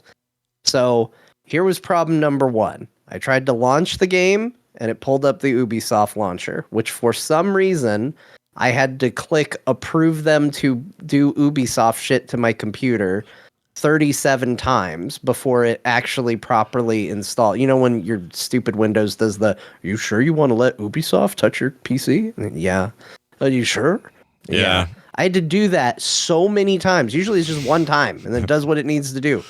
Like, I was sitting there just spam clicking, yes, it's fine. They can make changes to my PC. Might have been a bug. So then it finally pulls up the Ubisoft launcher, and it goes, great, you're ready for Assassin's Creed Shadows. Can you put in a CD key for us? What? I went, I don't have a CD key. There was no CD key for this. None of this happened on my install, by the way. No. And I went to Steam to see, like, does it have a CD key attached to it? Nope, not on Steam. And I went, what the hell am I supposed to put in here? Oh, so I did what it does normally for games that do. This one didn't, because you can right click games that have it and see it. This one does not have one.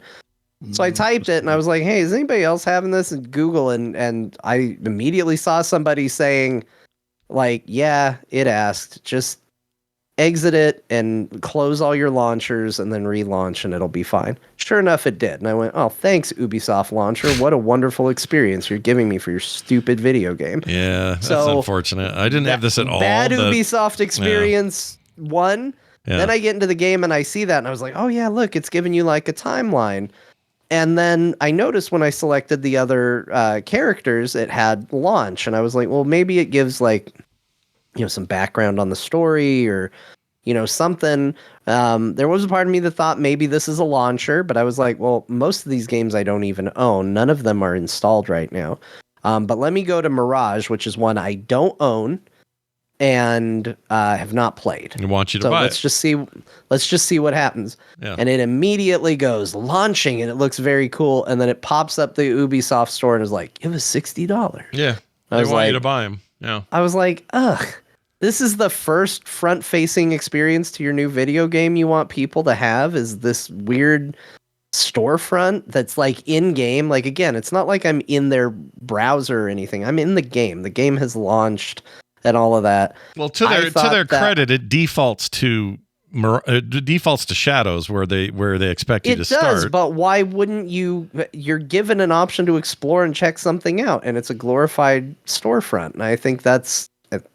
I agree. I'm going to agree with you on principle. I agree with you on principle. That it's all interconnected, though, or no? It is if you own all the games. That's going to be my point. If you already own the games, I think that's why it didn't bother me. I own every one of those games we just mentioned. All those Assassin's Creed games, I had them, And so this didn't feel weird, and it didn't take me to a store. If anything, the ones I didn't have installed, it said, hey, can I install this? And I said, well, not now because I'm not going to play this right now. But I didn't consider the fact that it was probably a storefront if I didn't own the games already. And sure enough, obviously, it is. And that is annoying. So I'm going to say with you, I agree with you in principle. That's a shitty first impression. If you already had all the games, which I don't think is going to be that common, then you're going to be like me and go, oh, what was the problem? They were just all my games are there. That's cool. Isn't that cool? Isn't that just like, no big deal. I'll just choose which one I want to play. But I'm not in the brain space of, oh, they want me to buy everything. And you're right. That would annoy me. So, but let's also look at it this way. Let's say I did own all the games, right? So I open Steam, which would have a library of games that I can launch, my Assassin's Creed titles, so that I can launch the game I want to play, which will then pull up the Ubisoft launcher, a program that will list all the Assassin's Creed titles I have to play. It then loads the game that I have selected, that I want to play, that I've picked, to bring me to a menu to pick which Assassin's Creed game I want to play from a menu.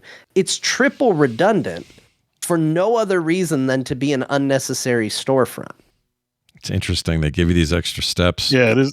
It is redundant because it assumes, like, if you were just playing Assassin's Creed on its own, it'd be like, oh, I'm in the Assassin's Creed walled garden. Makes sense. Yeah, all my experience. But you're already in the Steam walled garden, and then you're in the what Assassin's if I launch Creed Shadows but play Odyssey?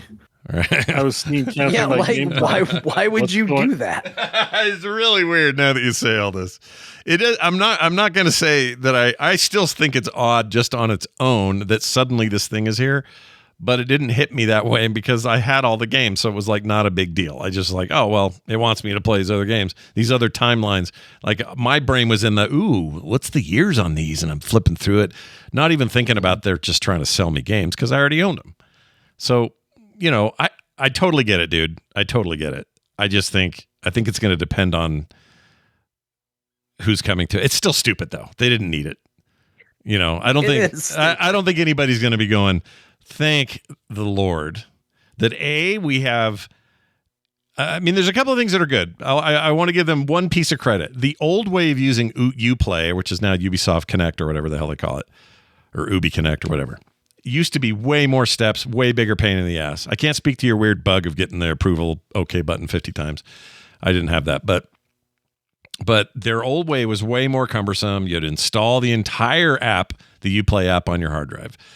All of those things. This acts more now like the little in-between launcher that you get with Cyberpunk or Red Dead or any of those other games where there's Paradox games have it. Like there's one more step to go through their little dumb thing. And this is thinner and closer to that at that stage. They did not need to have this whole other spinny wheel selector, which game do you want to play, that as far as I know only exists in that game, right? I'm not going to go launch Origins and have a nice Animus wheel to choose my shit. So it's not unified except in one game.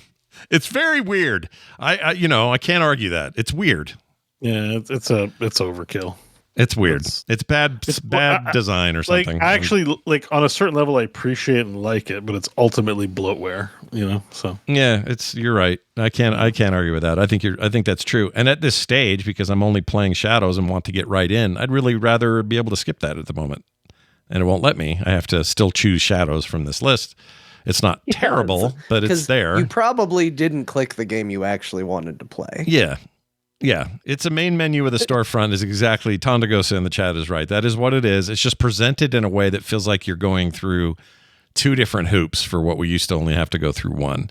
And it's not. And I do think seeing the timeline and the characters is cool. That at first, before I thought it was a storefront and an executable launcher, I thought like, oh, this is a cool way to show perspective on when the characters were doing what. And maybe if I click it, maybe it'll show, and here's what happened in this game, and here's a summary of what the events were, and it's a great way to get caught up because not everybody plays every Assassin's Creed. I was like, this is kind of a useful tool. And then instead of being the useful thing I thought it could be, it was a store for Ubisoft. Yeah, I was like, I'm with you. For a hot sec, I thought it was history, so I could click on Bayek, and it would say Bayek was a story so far. Yeah, basically. and it would have been a really cool way to tell that story. I'd get some nice cutscene or something, or I wasn't sure what they were doing, and then I realized no, this is just a launcher for games I already own. And in your case, it was the launcher for games they want you to buy first and then own and then launch. They also make you sit through that opening movie. If you play it on, even though I have cloud saves, when I play on Steam Deck, it plays great on Steam Deck, by the way, but I had to sit through that movie twice. There's no way to skip it. I hate that. So fix that, Ubisoft. Probably an INI file somewhere. I could probably tweak it, but I hate that shit. You can delete some of those files. Yeah, it's really annoying. But beyond that, what was I going to say? You like the game. Technical, yeah. From a technical standpoint, no issues on my PC or Steam Deck. Running like a dream. I've only had one bug, really, other than the guy running from me screaming for no reason.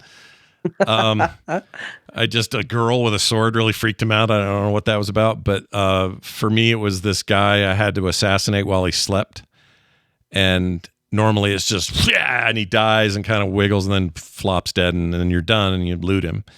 This guy died, stood up, laid down again, slept, stabbed him again, died, got up. He did that about 4 times. Again, open world jank, probably a one-off, dumb bug. Who cares? Not that important. We're playing on launch too. I'm sure there'll be some bug fixes. There's always going to be some bugs, but I'd say overall, I'm not having this. That's like optimized really well on PC. I'm not having any issues. No glitching, no clipping, no slowdown. I'm running at 144 frames per second at 1440p with on everything on high. Like I'm having a great time on there. So no issues there. And I've heard good things about the console version. So I think technically that extra time with their delay probably helped them beef some of that up. At least it feels like it. So I really like this game a lot. It's got all the things I love about Assassin's Creed, including some of the annoying shit on the outside around it that John's talking about, and he's not wrong. But the game itself, the care and artistry going into making this story and to making these mechanics is right along what I love about the best in the series, which right now for me is somewhere the happy places like up there with Origins and frickin' what's the other one? Odyssey and Origins for me occupy the same place. I know John really likes Odyssey the most, but they kind of share similar space for me. This is really getting up there so far, and I'm not even that deep. So I may get halfway through and go, oh shit, the samurai sucks. I don't even want to play him again. And then all bets are off. But as of right now, this feels as good as I've ever felt about any of these. And I really, really like it when I'm in game. When we're in the menu and I'm starting to think about this more, all that stuff is kind of shitty, like usual. There's not there's no pay to win stuff, but there is some things in game where you can buy a bunch of in-game currency that will just speed up things. Cosmetics, yeah. There's a lot of a lot of Ubisoft stuff. Yeah, in the game. And that stuff's been there forever. I'm not saying it makes it good or okay, but it's my expected. Favorite one. Yeah, it's in your favorite one. Yeah. You want a fiery horse? They'll sell you one. You want a really cool looking dragon horse, and you've got $20, they'll sell it to you. I wish they wouldn't. I wish I could just not have to do that, but I like it a lot. Voice acting's great. Lots and lots of Japanese actors that you know from stuff. Some you don't, but they're all putting in killer performances, both performance capture and voice, I think. And yeah, I think it's rad. So F the haters. Hate the menu. Love the game. There you go. That's where I stand. John? Do we want to do my breakdown of what I did? Yeah, I think we should. Tie right into it, and then we'll go back to the rest of what you played. Definitely think we should. So I also have been playing Assassin's Creed Shadows, as you may have gathered from my experience so far. But I found myself in an interesting situation. A lot of talk leading into this was talk about, hey, how's this going to compare to Ghost of Tsushima, which seemed like a very similar style game that had come out 2-3 years prior? I don't remember how old that game is now. Which one? Ghost of Tsushima. Oh, Tsushima is 2017 or 18. Can't remember. One of those. Really? Yeah. Wait, is that old? I think so, or did they announce it that year? I'll look it up while you're talking. I'll find it. Yeah, look it up because I'm curious how old. Because I feel like that was like on your Game of the Year just a couple years ago, but maybe that was just the joke about you finishing it. Yeah, I take it back. 2020. It was announced in 2017, released in 2020. That's why I was remembering that old year. So yeah, it's an older game, but it checks out. And so I was in a situation where I have played. Obviously, I had played none of Assassin's Creed Shadows, and Shatterproof was kind enough to gift that to me. So thank you to Shatterproof. Yeah, I should mention that. I think all three of us got gift copies of Shatterproof. Yes, thank you, Shatterproof. Yeah, it's amazing. It's very kind of him. Forgot to say that. Yeah. But I also have played absolutely none of Ghost of Tsushima. And besides watching Scott stream it for like 5 minutes, just checking in and being like, you go finish the game? I have not seen or played any of it outside of the trailer. So I thought, well, I'm going to play both of them at the same time. Because you only get a chance to do this once. And I'm going to just see how they play in a kind of head-to-head sort of way. And so I started with Assassin's Creed Shadows, and I played it for about 30 minutes. Went to Ghost of Tsushima, played it for about an hour, went back to Assassin's Creed, played it for, I think, like an hour and a half after that, and just kind of did some back and forth. I think I probably still have a little more time in Shadows at this point. I didn't see how much time I got in on Tsushima today before the show. Overall, not a ton of time in either game, because dividing the time that I have, which is not a lot, between two games does not equal a lot of playtime. So I would say overall, figure about 2.5 hours in each game, and you're probably in the ballpark of what I played, maybe a little under. That's a good taste, though. For both. Yeah, that's good. So a decent taste of both games. And the thing that I was like kind of shocked by is how very similar both these games are. I thought maybe this would be comparing apples to oranges to a degree, but like even story beats are eerily similar at times between these two games, and the way some of those stories are told and handled are kind of surprisingly close. And I think that there are things. So first and foremost, I like both of these games. I think both of these games are very good games. And one of the things that I think sometimes will unfortunately happen when you play the game of, I'm going to compare two games, is one of those games is going to be better at something than the other. And sometimes people hear that and think, oh, well, he hates it because he likes this game better. Not the case. Besides the Ubisoft stuff I've named, there isn't a lot that I hate about or even dislike about Assassin's Creed Shadows. I do think if you said you only get to play one of these games, my choice would be Ghost of Tsushima. I think it is probably the better video game. Interesting. That said, I think both are very good, at least, again, for the 2.5 hours that I've played. I think... So the things I like most about Assassin's Creed Shadows, I think the stealth and the assassination and all of that is handled incredibly well in Shadows. I agree. Messing with the lights. There was a point where I was on the opposite side of a screen, one of those, paper, I think they're called shogi screens, from somebody. And I was like, man, I want to be able to just stab him through this. There's a paper wall, damn it. I should be able to just stab him. And then I got points to level up a skill. And hey, what do you know, was one of the skills I could immediately unlock was the ability to stab people through screens like that. And I was like, oh, that's cool. So they're doing a pretty good job of leaning into that sort of stuff. They do a lot of things with you're in low light, so you're much harder to see. So there's the cool thing where you creep into a room and you extinguish a light so someone will pass by and won't be able to see you. Like, all that stuff is really, really neat and plays really well. I definitely like playing Naoe better because I like the stealth. Like I've always been more about the stealth and assassin takedowns than going in, sword swinging. That said, I did think the bit where you play Yasuke was fine, but I haven't spent a lot of time with him. My understanding is you unlock him a bit later. Yeah. But you do get to play as him a little bit at the beginning. Mm-hmm. And so the stealth mechanics, the parkour nature of it, all of that in Assassin's Creed is very good, and I think that stuff is probably the stuff that it handles the best. That sorry, You're good. when I go over to Ghost of Tsushima, I'm like, man, I really wish I had some of those options here. But it also makes sense from a narrative perspective.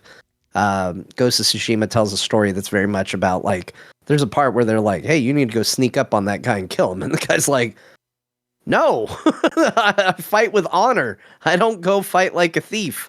So the idea of doing stealth kills in Ghost of Tsushima, like it's a alien concept to him. So it makes sense that maybe he doesn't have all the crazy tools that a shinobi has to pull off these cool kills. I don't want to shock you, but I play Tsushima. I play him so stealthy, and it's like it actually makes people disrespect him. That's the whole point of it, is that you're very disrespected for not facing your enemies and doing it in shadow and stuff. I just can't help it. I love stealth takedowns. These two games, the reason I love them both so much, just to interject with this one bit, is that I love the stealth stuff. So for me, it's a puzzle game. It's like, here's a castle or a temple, and there's 20 dudes in here. A couple of them are harder than the others. There's some hidden treasures, all the shit I got to do. I'm going to meticulously sneak around this place until they are all dead, even if it's not required. That's how I play these games. You play it like Lancelot and Monty Python. Kind of, yeah.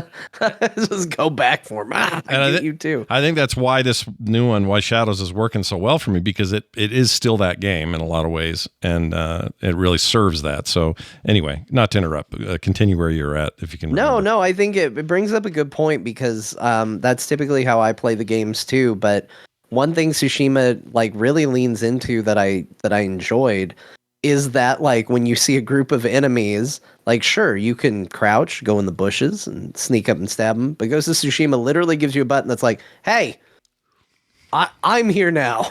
Me. Yeah. And then you get in this big standoff, and you have, that kind of showdown where it's like, who's going to go first? Like a quick draw, but with samurai swords. I don't remember what they call it. I think it's just a showdown, right? I think it's literally showdown. Yeah, samurai showdown. Especially because sometimes the person who challenges you is like the leader of the camp. And if you win that showdown, at least so far for me, it has always been a one-hit kill. Mm-hmm. Like, you won. You killed him. Doesn't matter. He's the biggest armored badass of the bunch. You win on the showdown, he's down. Now you got to fight his friends who are all shocked that you killed him in a single hit. And I love they made being the run and gun cool, which is oftentimes the part that's hard. Is it's like, okay, yeah, you can be the run and gun, but like, is it fun? Is it cool? They gave you cool options to be the guy that's out there just being like, hey, come fight me. I'm a badass samurai. Mm-hmm. Combat wise, So I am sad that it doesn't seem like you can lock on in Ghost of Tsushima. True. I'm having a little bit of a hard time with that, jumping between the games, especially because I keep pressing the button to lock on and it doesn't work. And I'm like, ooh. But in general, I think the combat in Ghost of Tsushima, I'm having more fun with, because they teach you very early. They're like, samurai, they don't say it this way, but they're like, samurai don't button mash. Okay? They wait for an opening and they attack with precision and intent. And they give you the tools where, 3 guys come running up to you and you're like, all right, I got a guy with a sword, I got a guy with a spear, I got a guy with a shield. So who's going to approach me first? Spear? All right, dodge around him.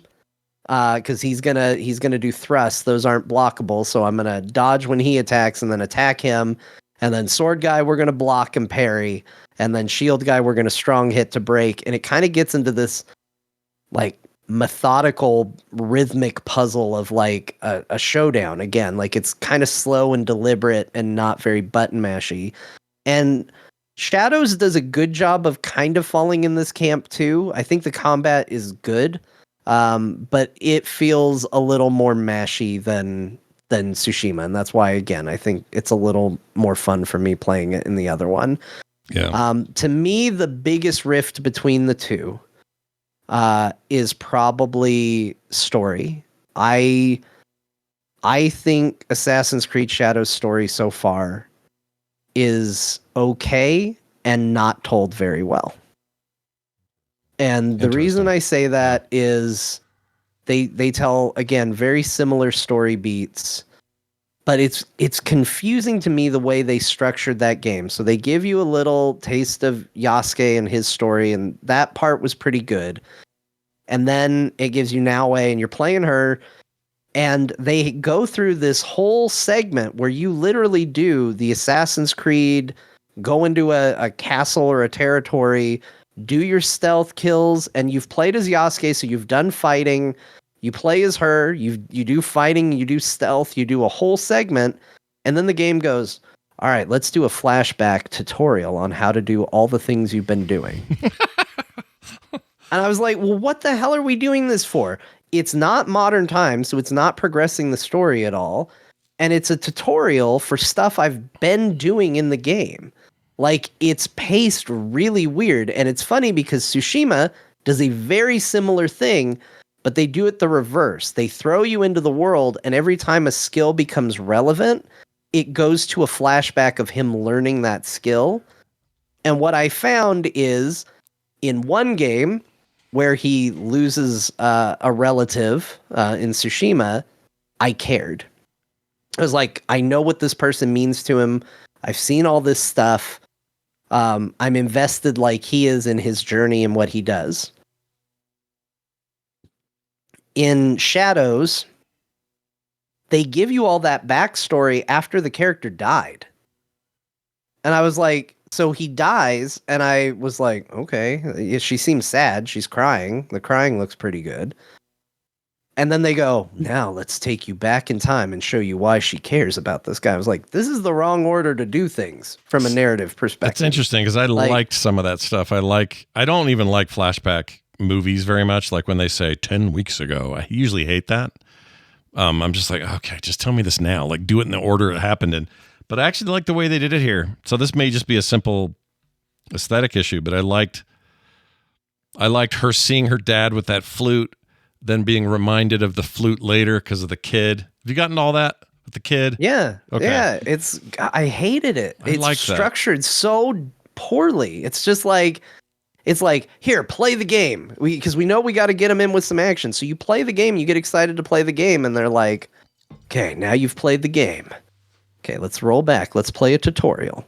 Why? Play the game again. Now let's learn about the relationships that are now dead. I think they're making an assumption. Why? They're making an assumption you've done this stuff, or that when you played the prologue stuff, when you're supposedly kind of not knowing what to do, that you don't know all the Assassin's Creed tricks yet, even though you do because you're a game player and you've played Assassin's Creed before.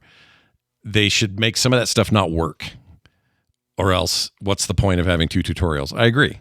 Because it's like, it's weird. Yeah. It's a weird choice. If you're a brand new player, I kind of get it more because then you're like, oh, I could do that. I didn't know that, or I would have done it that river or whatever. So I don't mind it in a new player perspective, but as somebody who plays these all the time, every time they'd say, all right, learn how to do this. I'm like, dude, bitch, I've been doing this for 20 minutes. Well, like the tutorial for how to do sword combat is over an hour into the game after you've had multiple sword fights. Yeah, why? It is a little weird. Like, why did they structure it that way? And then they do weird things like him playing the flute, and then you see the kid with the flute, and then they do a flashback to him playing the flute. I was like, that was 10 minutes ago. I didn't need a flashback. I know what the flute is. I saw him play it 10 minutes ago. I've done almost no gameplay since then. Yeah. This is still the same cutscene. They probably do it to hook you because, there's like a ticking clock and everyone starts a game about when they're going to abandon it. Yeah. So, if they put a tutorial right up front, you're going to go boring and get out. So they put the sensational story bits and the cool fight, like swing the sword around. See how much fun it is? Now we'll teach you. Now that you're sticking around in the game. It could be, yeah. It could be some of that. And it just made for a real, I'm not saying it's right or wrong. Yeah, no.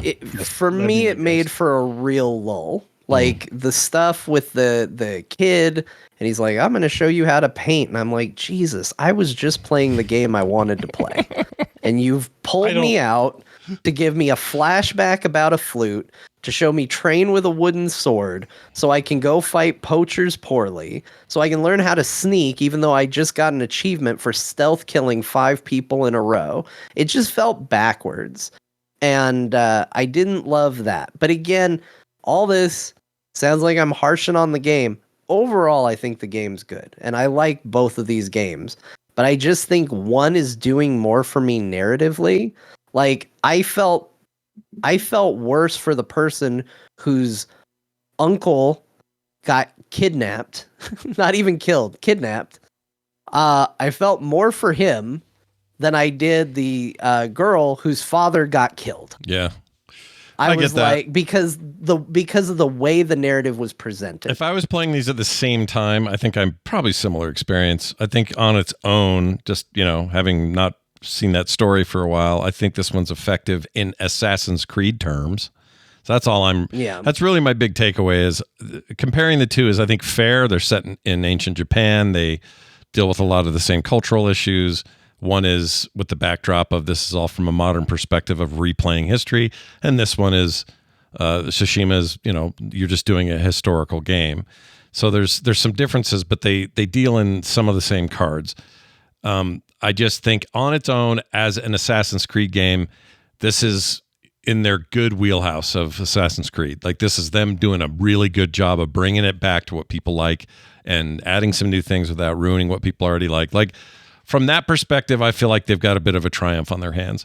As a direct comparison to maybe Tsushima or even other games, maybe not, Yeah, and I think, if I was going to say, I think if you liked any one of Assassin's Creed Origins, Odyssey, or Valhalla, I think you'll like this game. Mm-hmm. If you don't like those games, you're not going to like this game. This is another one of those. Mm-hmm. And I really like Odyssey. I liked what I played of Origins. For some reason, Valhalla didn't hit with me, and I'm not 100% sure why. Because I was very excited for it, and I ended up bouncing off of it rather quick. Maybe I played it too close to my second playthrough of Odyssey, and I was just done. But Shadows is hitting for me better than Valhalla did. And I really like what they've done with the stealth mechanics. I wish it wasn't an Ubisoft game. I really think sometimes they're their own worst enemy. I hope they figure it out. Because I will say, like, again, if I'm going to get into nitpicks, but remember, those of you who are going to get in the comments, I just said I really like the game. I feel like Ubisoft would be a stronger studio if they didn't try to make quadruple A games. Because their own words too, right? That's their own stupid words. A lot of their stuff, I'm like, man, if you had just rolled it back a little bit, this probably would have been a better experience overall. Like, you're right. There are some times where I look at the character models and I go, oh my God, this looks phenomenal. And there are other times I look at the same character in a different scene and I'm like, how does this game look like bad all of a sudden? Yeah. Like, what happened? Like, all of a sudden their faces aren't moving right and everything's kind of falling apart.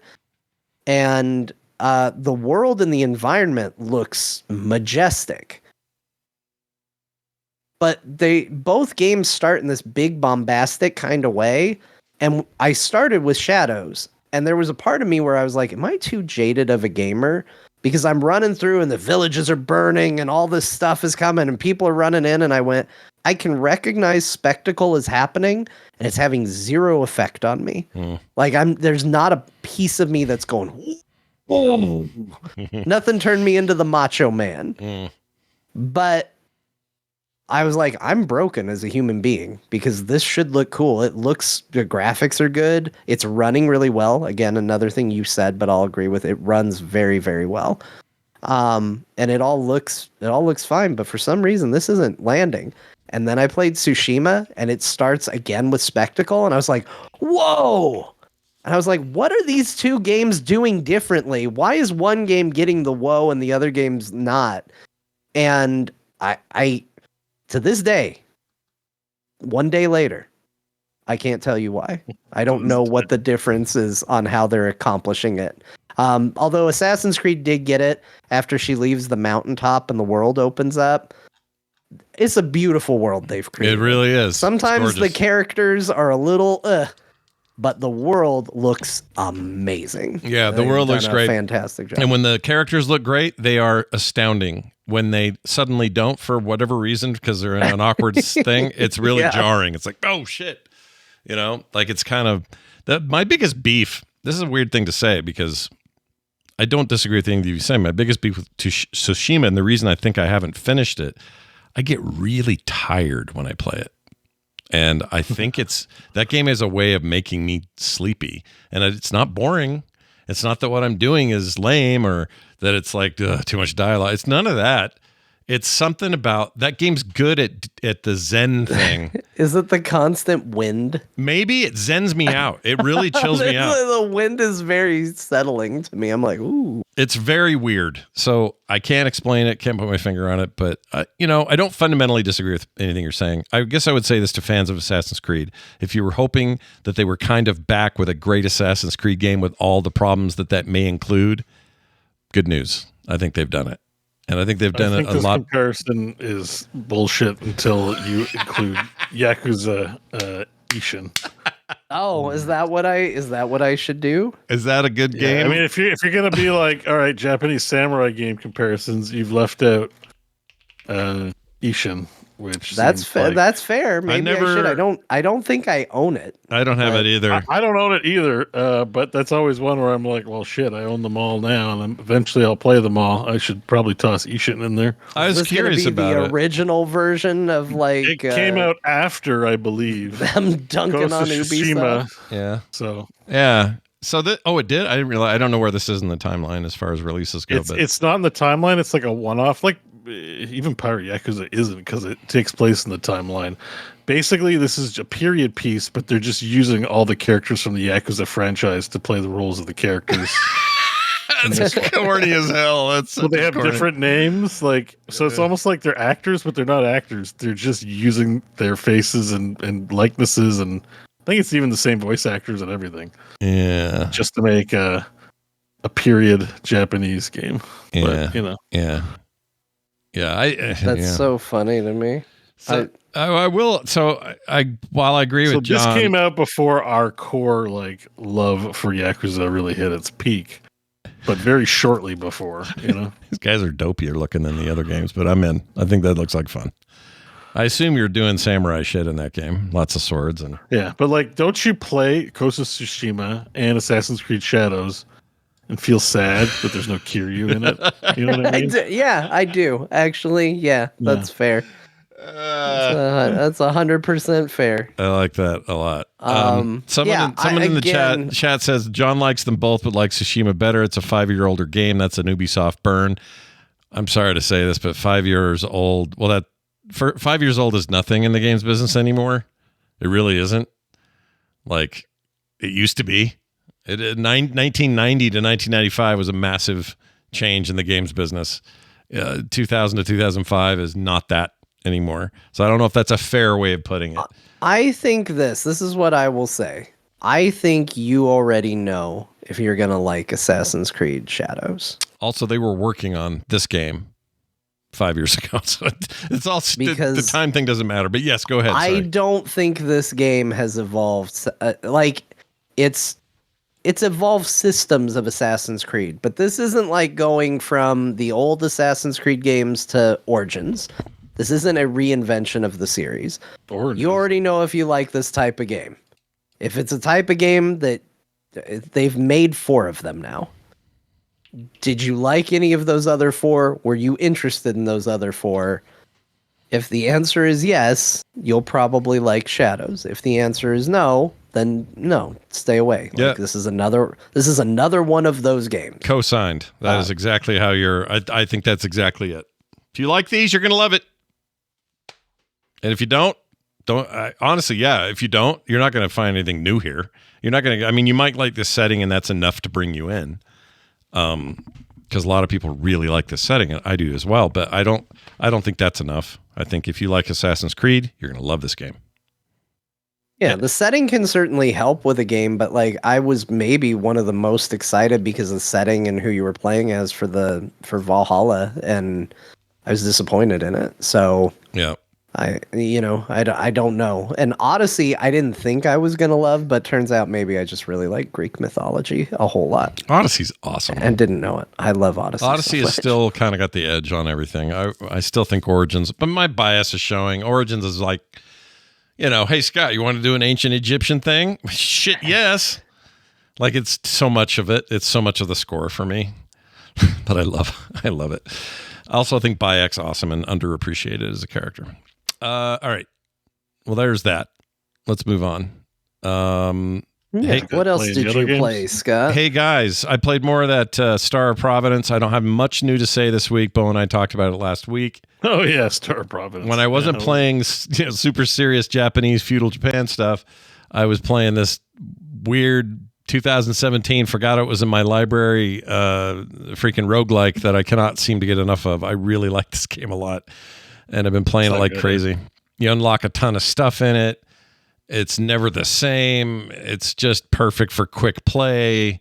Steam Deck version's amazing. Like, I just absolutely love this game. So it's a forgotten thing that I didn't even remember in the first place. And if you like quick, fun roguelikes with some bullet hell thrown in, some crazy weapon stuff, some pretty great progression, I've been buying all that. You can buy furniture in the damn launch room. It's really weird. The game is weird as hell, and I love it.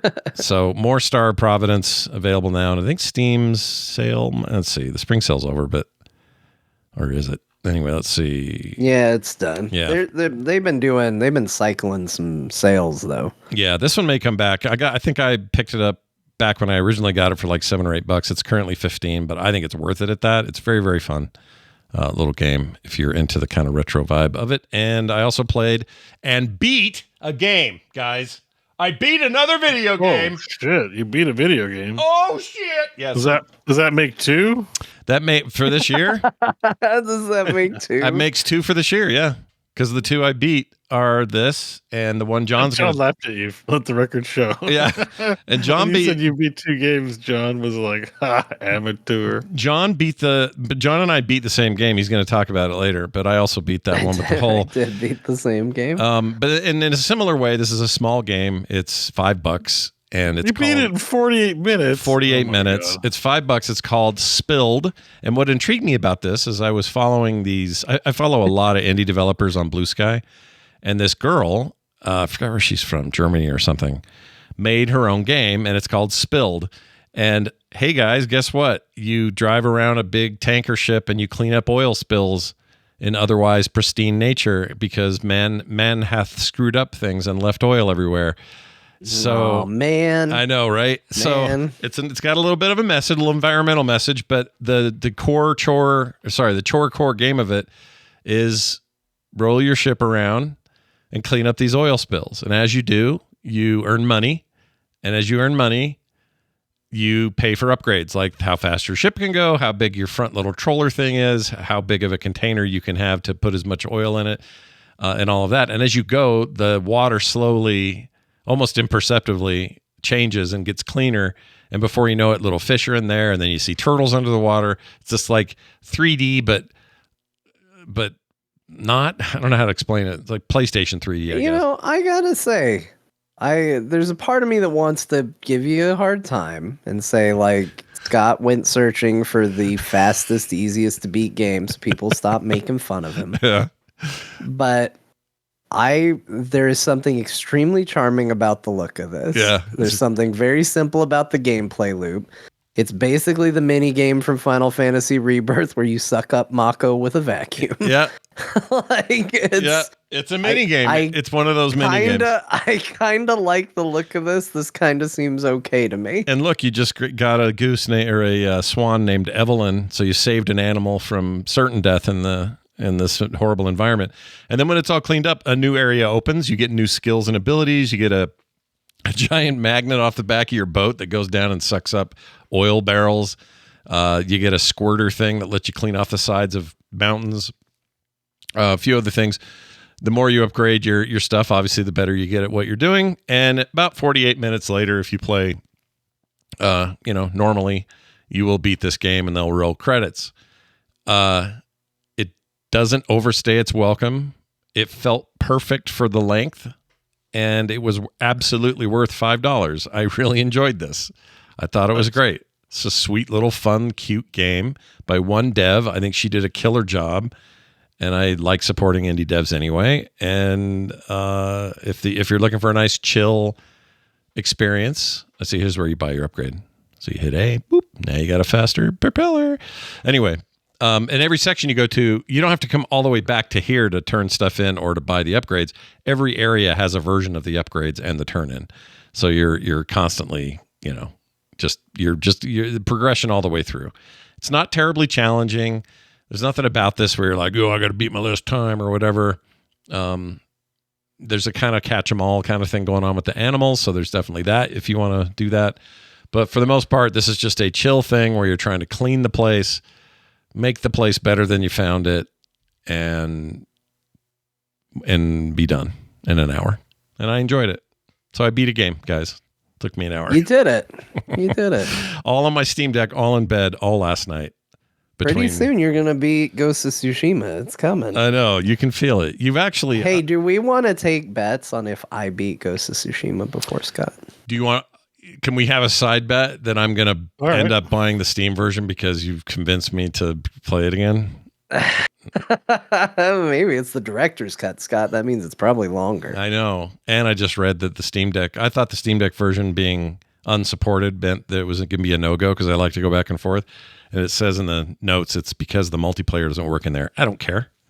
I'm not going to do that mode anyway. I'll play single player. I didn't know it had multiplayer. Yeah, it's got like a weird... I played a little on PlayStation with randos. It's a weird mode. I don't even know how to explain it. It's like a PvP defend the town mode. I can't explain it. It's really weird. Anyway, it's not really the reason you go to that game, but and I started, so that's Spilled. Sorry, didn't give the name more than once, I don't think, and maybe not at all. Spilled is the name of that game, and it's $5 on Steam, brand new. Go check it out. The reviews are very strong, and I think that person deserves your $5. I also started Pal World, thanks to Ugly as Sin for the code. I doubt he's as ugly as his screen name. Not a Pal World finally? Yeah, I got Pal World, and I bet that guy, like John says, he's probably not ugly. He's probably a very handsome young man. And I fired it up, and I've had very little time with it, so I have nothing to say yet except I have Pokemon with guns. I bonked a thing on the head. It became my buddy. Now he works for me, and I went and built some basic tools, and that's as far as I've gotten. The game's been out for over a year now. I wonder what kind of updates have been in there. They must have had some crazy. I'm looking at a trailer right now. There's this crazy cyber armor that seems new. Still early access, I believe. Let's see. And a mini chain gun, a giant bazooka. Okay. Oh, crossplay. There's a crossplay update. That's cool. Yeah, I'm looking at the crossplay update, and yeah, still in early access. So this still got a ways to go, but I think they averted the Nintendo suit by changing the way the ball works. Yeah, they got rid of throwing balls. Yeah, you can still do them anymore. You can shoot the ball basically, and the ball just behaves differently. The ball bounce. Well, even when I played, the ball does this thing where it floats in the air, and you have like a chance it rolls. It still has that, but it looks like it's bouncing off them on this update. But I don't know if that's out of date. Yeah, they had to change something to avoid the thing, but. Anyway, I will play that more. I'm definitely looking forward to playing it more and finally get in there. So Pal World, thanks to Ugly as Sin for that. I feel bad saying his name, but it's his screen name. That's all I got to go off of. John? Okay. Tell us about, great reason to join our Patreon because John laid out his entire vacation trip in detail. In today's pre-show. It did. And it was great. It was a great time. We learned all kinds of new things about John and his family and his kid and all this stuff. So this is a great time for me to just remind people why you don't do timeshares. That's all right. Sorts of stuff. Sign up for the Patreon and become a member so you can learn all that stuff. All right. What else did you get up to, John, besides Assassin's Creed / the other one, Ghost of Tsushima? Well, going back 2 weeks, and don't worry, there's going to be a lot here because we got 2 weeks to cover, but not that much because I was busy either being sick or on vacation. But I did finish Final Fantasy VII Rebirth. Beau and I are planning to talk about that at some point, so I'm not going to get very spoilery. But it was amazing. I really loved that game. I think I said in my little call-in from SeaWorld that I'd still probably give it my number 2 for Game of the Year if I had beaten it last year. That's on the back mostly of just it's a part of a story, and I'm funny like that until the story's done. I will always not going to give the Oscar till the last one comes out. Right. Like Empire Strikes Back is my favorite Star Wars movie, but not until I saw Return of the Jedi. So it just Metaphor was a full story, and it gets the nod for that. But Final Fantasy VII Rebirth was really special, and I really liked it. Its ending was phenomenal, and even though I got so mad I nearly rage quit, I thought the final fight was kind of cool. The rage quit was because of how much of a cutscene I had to still watch while I was failing repeatedly. Yeah. But the fight itself, once I knew it, because I was failing on the final fight a couple times. For those, I won't give spoilers, but there's a part. The final fight's very long. It's a multi-stage mayhem. But there is a part at the very end where you are playing as 2 characters. And that part of the fight, I failed. Then I tried again and I failed. Then I tried again and I failed. And then I was like, you know what? I think I know what to do. And then I was too good. And the strategies I was using to get by in the other ones no longer worked because I wasn't getting hit. And I was relying on limit breaks before. But now I was dodging everything. So then I failed because I was too good. And then I thought I knew how a mechanic at the very end worked. I thought it was a dodge mechanic. And it took 2 failures before I realized, oh no, it's not dodge. I have to do something in this moment, or it's an auto fail. And then I couldn't get back to it because of random happenstance. And I finally was so mad, I got in the core chat and I was like, Beau, I am pulling my hair out on this final fight. I'm so mad. And then I won. Was it a materia after issue? I complained. Was it a materia issue?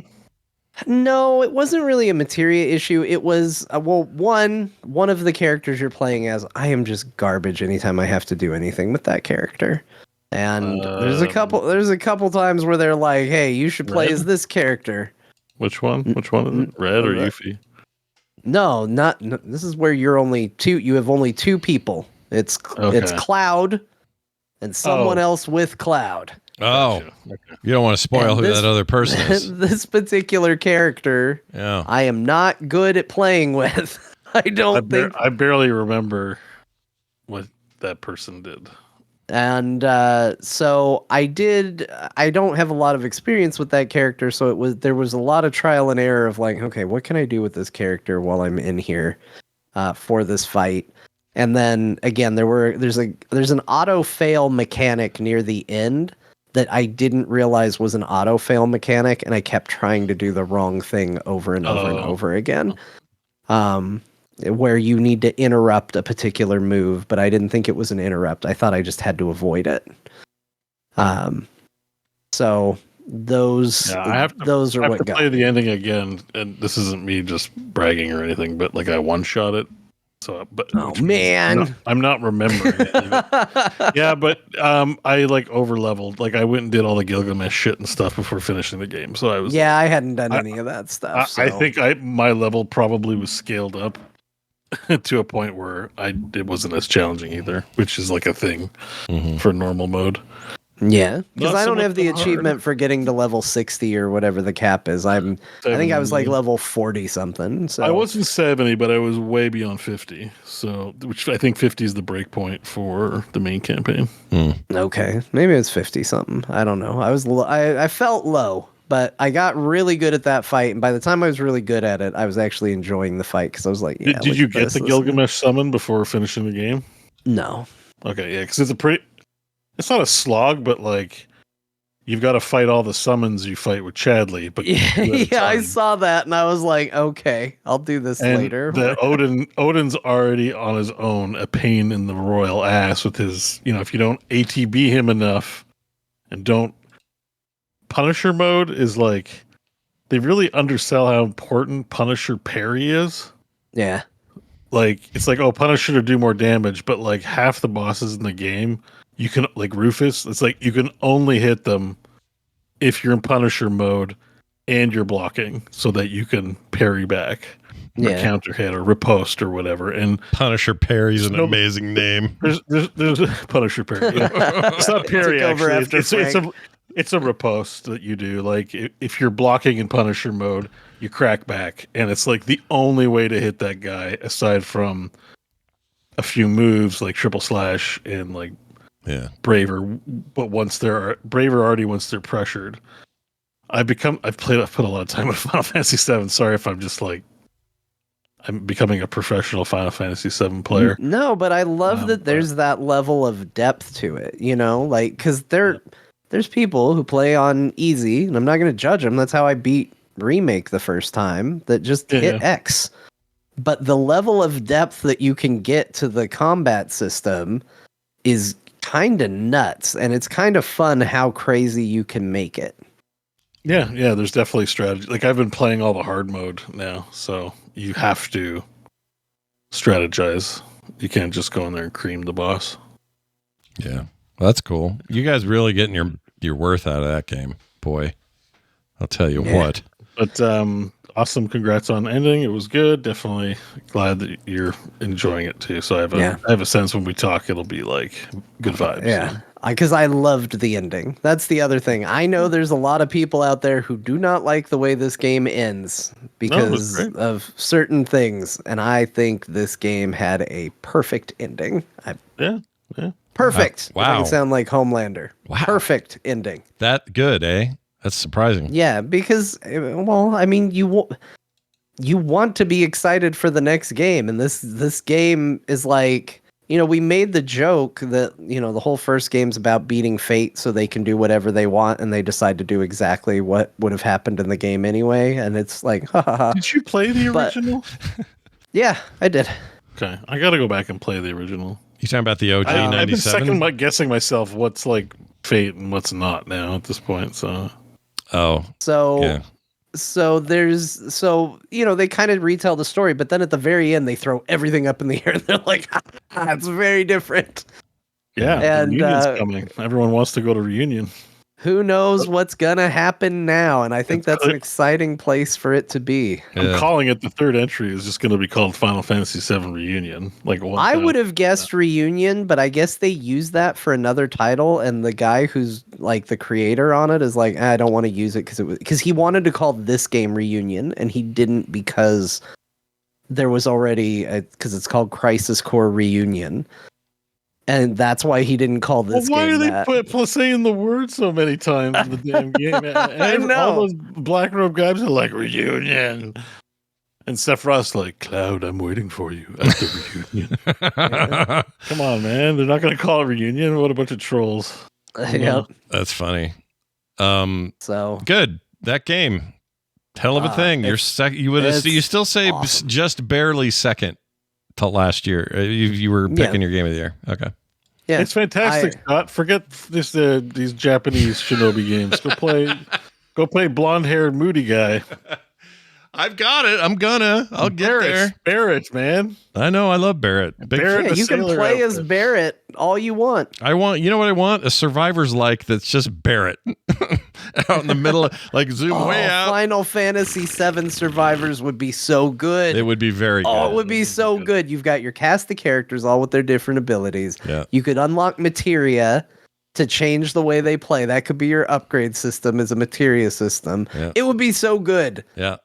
I agree. Square, I won't even collect money for it.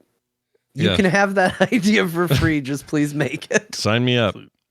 John, you also play the game I beat as well, and you beat it. A game about digging a hole. Hold on. I see done. you trying to skip it again. Oh, sorry. I read Final Fantasy. I honestly thought we just talked about it, but it's the different Final Fantasy. Sorry.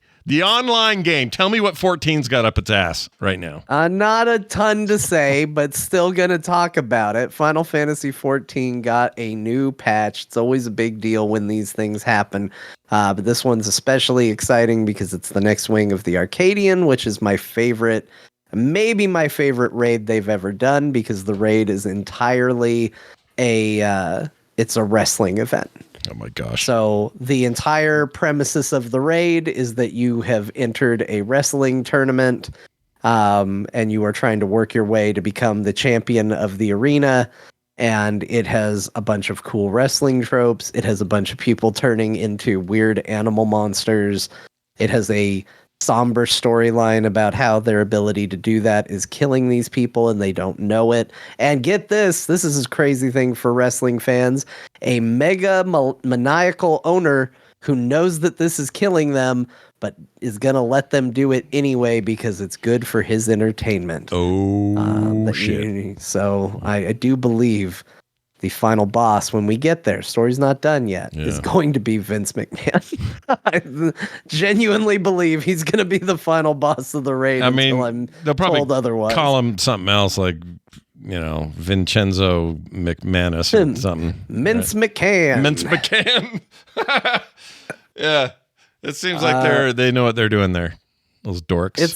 It's a lot of fun. The mechanics are amazing. The arenas are amazing. It has an announcer, which I never really thought in all my time playing WoW or Final Fantasy that, like, how cool it would be to, like, while you're doing a raid, having somebody out there as an announcer that, like, when someone gets hit or stands in the fire, you have an announcer going, "Oh, so-and-so's got a hot foot now," like talking about the mechanics, and like if everybody does the mechanic right, is, "Oh, the challengers have avoided an attack." It just is a neat thing to have in the middle of a raid. Doesn't need to be in all of them, but it's cool for this one. Yeah. And continuing the story, I did find out that I maybe took too long of a break from playing 14, and I'm a little undergeared at the moment, so I'm going to have to play a little bit of catch-up. So that's what I'm working on. I also have forgotten how to play. Oh, yeah. So that's another minor issues. I got to relearn how to play my job. The good news is I'm playing the easiest job in the game, and so it should be pretty easy. What's the easiest right now? What would you call it? I kind of jokingly say Viper, the new job. Yeah. Because a lot of its abilities is just press the button that lights up. Yeah. That sounds like an easy thing to do. Sure. It's pretty easy. If it didn't do that, though, here's the crazy thing. What a difference a UI change makes. If it didn't light up and didn't do that, it would go from the easiest job to the hardest job to keep track of. Because it's all about, like, well, if you use this move, then you can use this move or this move. But if you use this move, then you're going to want to pick between this move and it's like 100 if-or statements. Then you get to pick. Then you can pick whichever one you want. Your DPS, your max output, if you press the wrong output button. Yeah. Well, because the job also has positionals. So sometimes you want to be behind the target and sometimes you want to be on the side of a target. Gotcha. So sometimes, but never mind. Yeah. I was going to make another scissoring joke, but that's pre-show. They don't know about scissoring. Sometimes you want to be in the front. If you want to know what that's about, pre-show to Patreon and get the pre-show, please. Yep. Yeah, it's not just about my vacation. You can also learn about scissors. And if you heard it on the Monday show, you already know this terrible tale. But yeah, let's just say it's savory. Scott learned something this week. That's all we're saying. Yeah. All right, now let's talk about the whole. Let's talk about the game that I beat that you also beat. Another one we can put in our, we beat it category. Yep. Mark that one off. Yep. A game about digging a hole. Yep. This game was super fun. I couldn't stop playing it. Game? I couldn't either. This was a game that I felt like I should not be. It always possible to dig a hole? Like always? Well, in this game has an ending, and it's sooner than I'd hoped. I got there, and John, I don't know if you did this or not. My pool, I wish I could show a screenshot of this. I don't have it up, but my not my pool, my area, the backyard where there was I misunderstood. I was, you know how there's the X and you're supposed to start on the X and just start going down?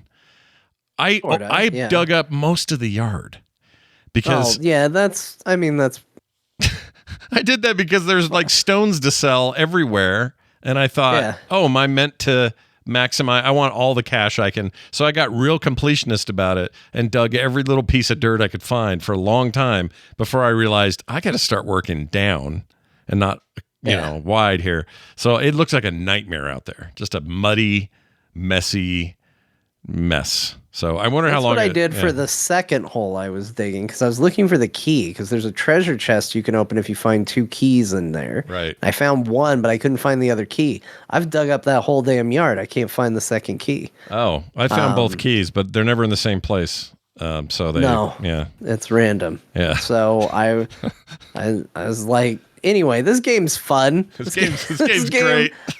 And I don't know why it's so fun either. Like, it's so crazy to me how fun it is.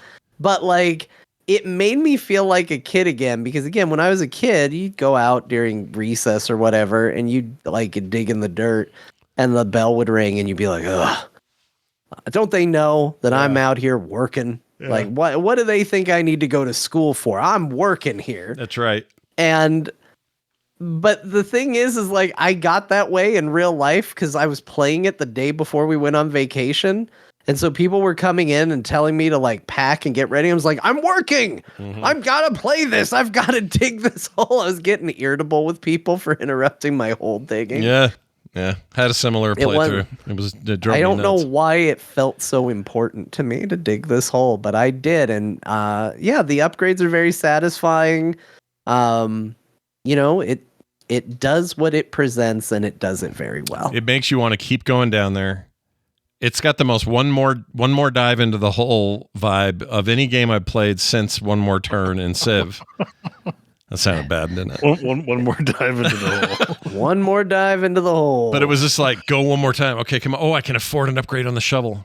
Oh, I should go back down and see how that works. Like the guy who made this, he says he did it in a week or 3 weeks on a fluke. And then it ended up selling like crazy. He made a lot of money on this game. It's $5. Well, if he makes a sequel, I would absolutely play it. But I don't want it to be much more complicated. No. I think that there are new upgrades that are possible. I think the dynamite system could be evolved a little bit. Sometimes I was going a little crazy with trying to throw dynamite in places. Same.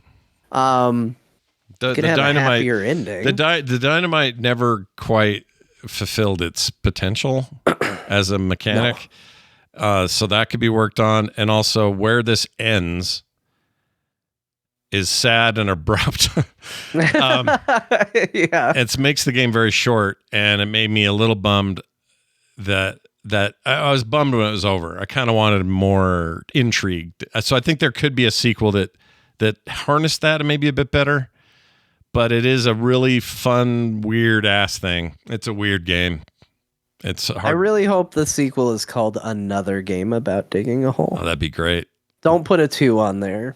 No, you're right. Another game about, it's already a huge long name. Another Game About Digging a Hole by the coward Robert Ford. I mean, really go nuts with it and just add the longest title possible. It's great though. It's worth $6? $5.99. Stupid, fun. There's a jetpack. What else can you ask for? It's Chorecore 101. It's great. I'm really glad you played it. So that's good. Yeah, news. It's awesome. Yep. Finished that game. And then a little Wanderstop. I bought it. I haven't started it yet. How do we feel about Wanderstop? So this was a game that we were very interested in. Because it looked a little bit like Chorecore. Mm-hmm. But it's also what was it? Was it Stanley Parable? Yeah, from the creator of the Stanley Parable. Yep. So it had their pedigree, which it's a good one. Certainly presents some like, well, what is this? And so far, I haven't played very much of it. I don't think I've even spent an hour in it. So it's not a ton of time, but I'm really digging the narrative. So the story, and I don't feel like any of this is spoilery, is you play this like gladiator warrior lady who has dedicated her life to becoming the greatest warrior of all time. and then she starts to lose, and she uses that as motivation that she's got to get stronger and she's got to get better, and she starts to lose more. And it's kind of at least started so far as this examination of like, what is it like when you are so certain your life is supposed to be one way and you can't do it? And finding happiness with, you know, a different era in your life, a different age. And maybe I'm going through similar thoughts in my own life right now, so it's just feeling particularly poignant. But like, I'm getting a lot out of this game, and you know, she ultimately stumbles upon this place called the Wanderstop. It's a tea house, and kind of against her ultimate desire, she's invited to go help in kind of running the store and spending some time doing it while she recovers, because she's maybe not in the best condition. And I'm really connecting with the story. Mechanically, it's very basic, you know, chore course stuff.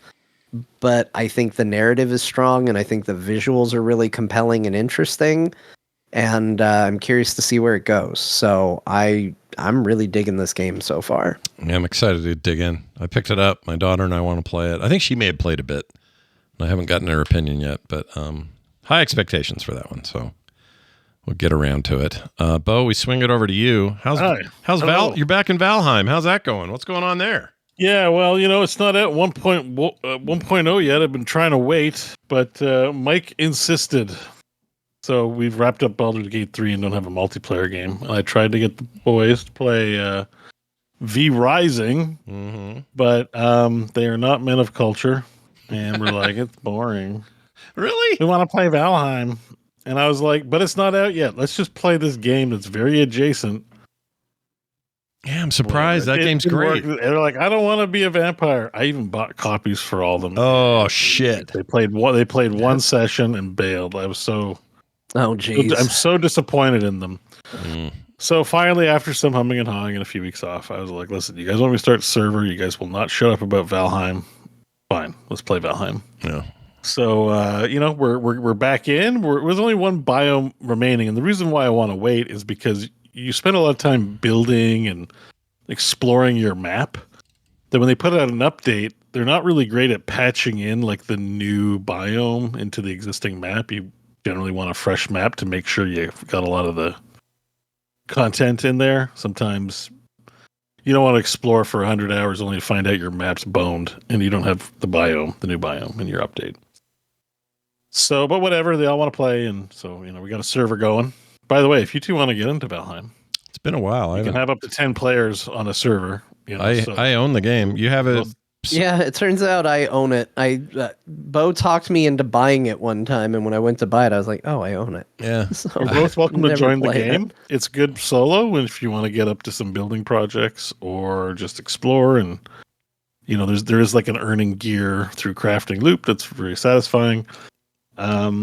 Or you can play with friends, and I can ping you when we're playing. I'm usually Sunday nights, so you know. Where's your info for that? Yeah, send it to us, I guess. I can send it to you guys. You'll need to put in like a URL and the password, but I'll send it your way if you guys want to get in there. Try to get in there. Yeah. I'd like to see what you're doing. And if Crofton has any shit laying around, I'd like to kick it all over. Can I do that? Am I Crofton doesn't build things. He's pretty bad at it. So he's just there to do fighting and collecting and exploring. That's not his wheelhouse. Mike Mike's been playing with his son. His son's super into it now too, and they have their own little save file, just the two of them. And so he's been playing a lot. He's a super pro at building, which is great. So, you know, within one session, we already had a full campsite up and running, proper enclosure for the boars, raising boars. He really likes doing that stuff anyway. He's kind of a builder in real life, right? Like, I got in there, and like, I'm pretty great at the game. So I like already have full set of troll armor and stuff like that. The trolls are awesome. I'm pretty great at the game. I like that as humble statement from Beau. Yeah. I just can do that stuff fast. Pretty great at Valheim. I have no doubt that you're actually really good at the game. I just think it's funny to say it. Yeah, it's just, you know, I'm progressing a bit fast, and when you're playing with people, sometimes they're like, "Yeah, okay, you got all that cool gear," and I'm like, "Well, you can get it too. Just get good, son." Yeah. But I helped teammates, so we're going to go out and probably do some troll hunting and get everyone some sweet troll armor.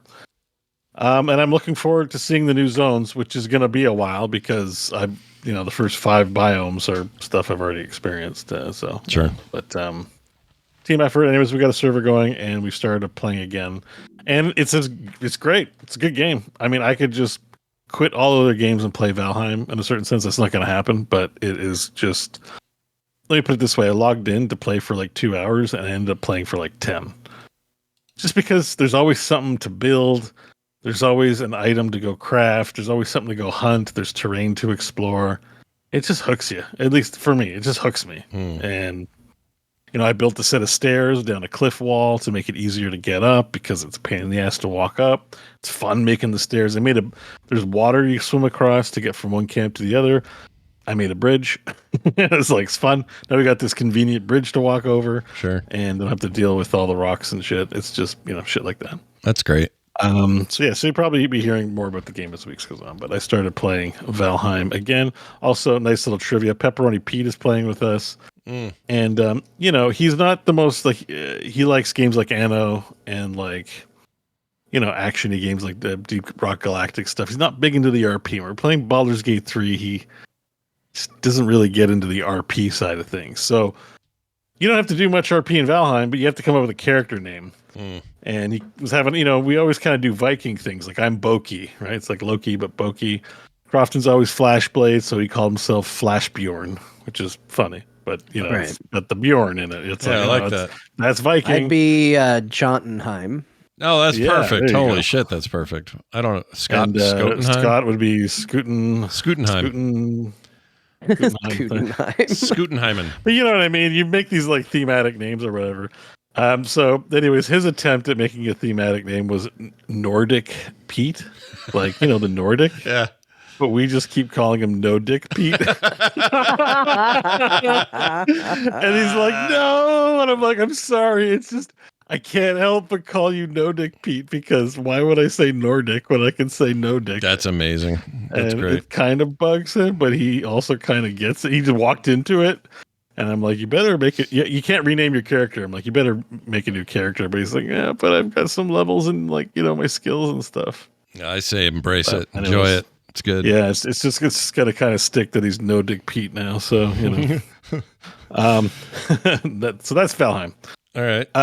Another news, but we're going to swing back over to Final Fantasy VII.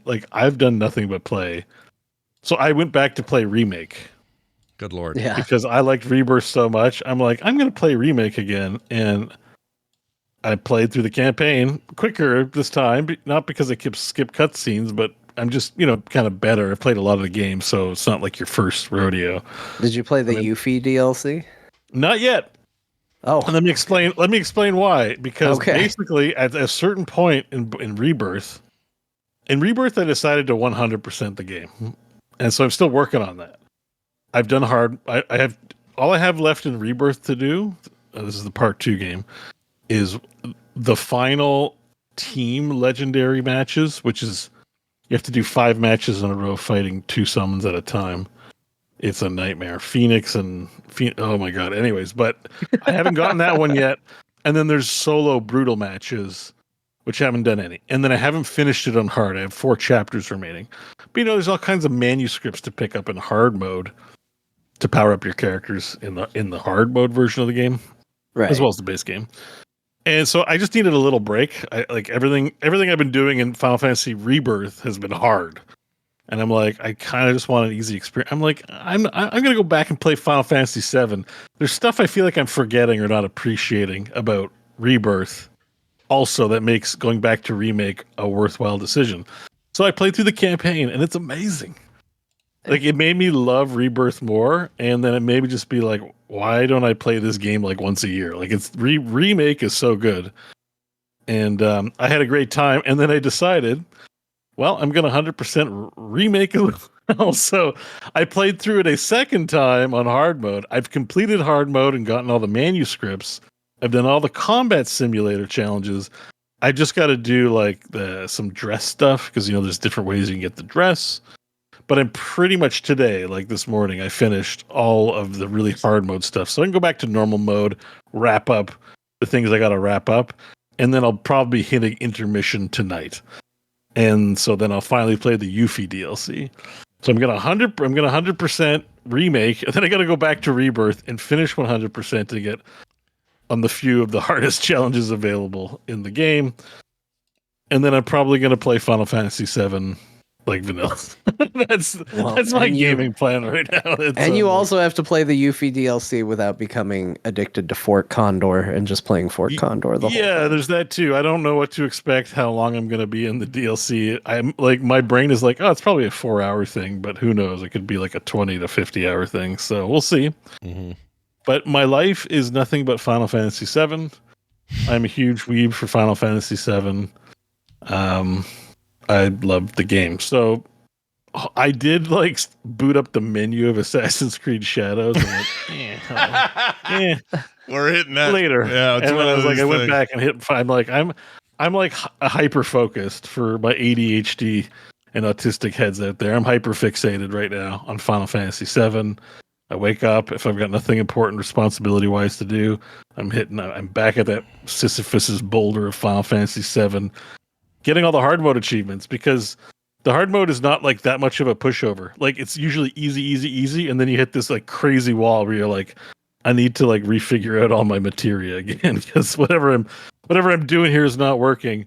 And they give you very limited amounts of the really good materia, like elemental and magic up and stuff like that. Yeah. So you know, it's like even on hard mode, you don't get extras. They're kind of withholding in that way. I hope they fix that for the third one.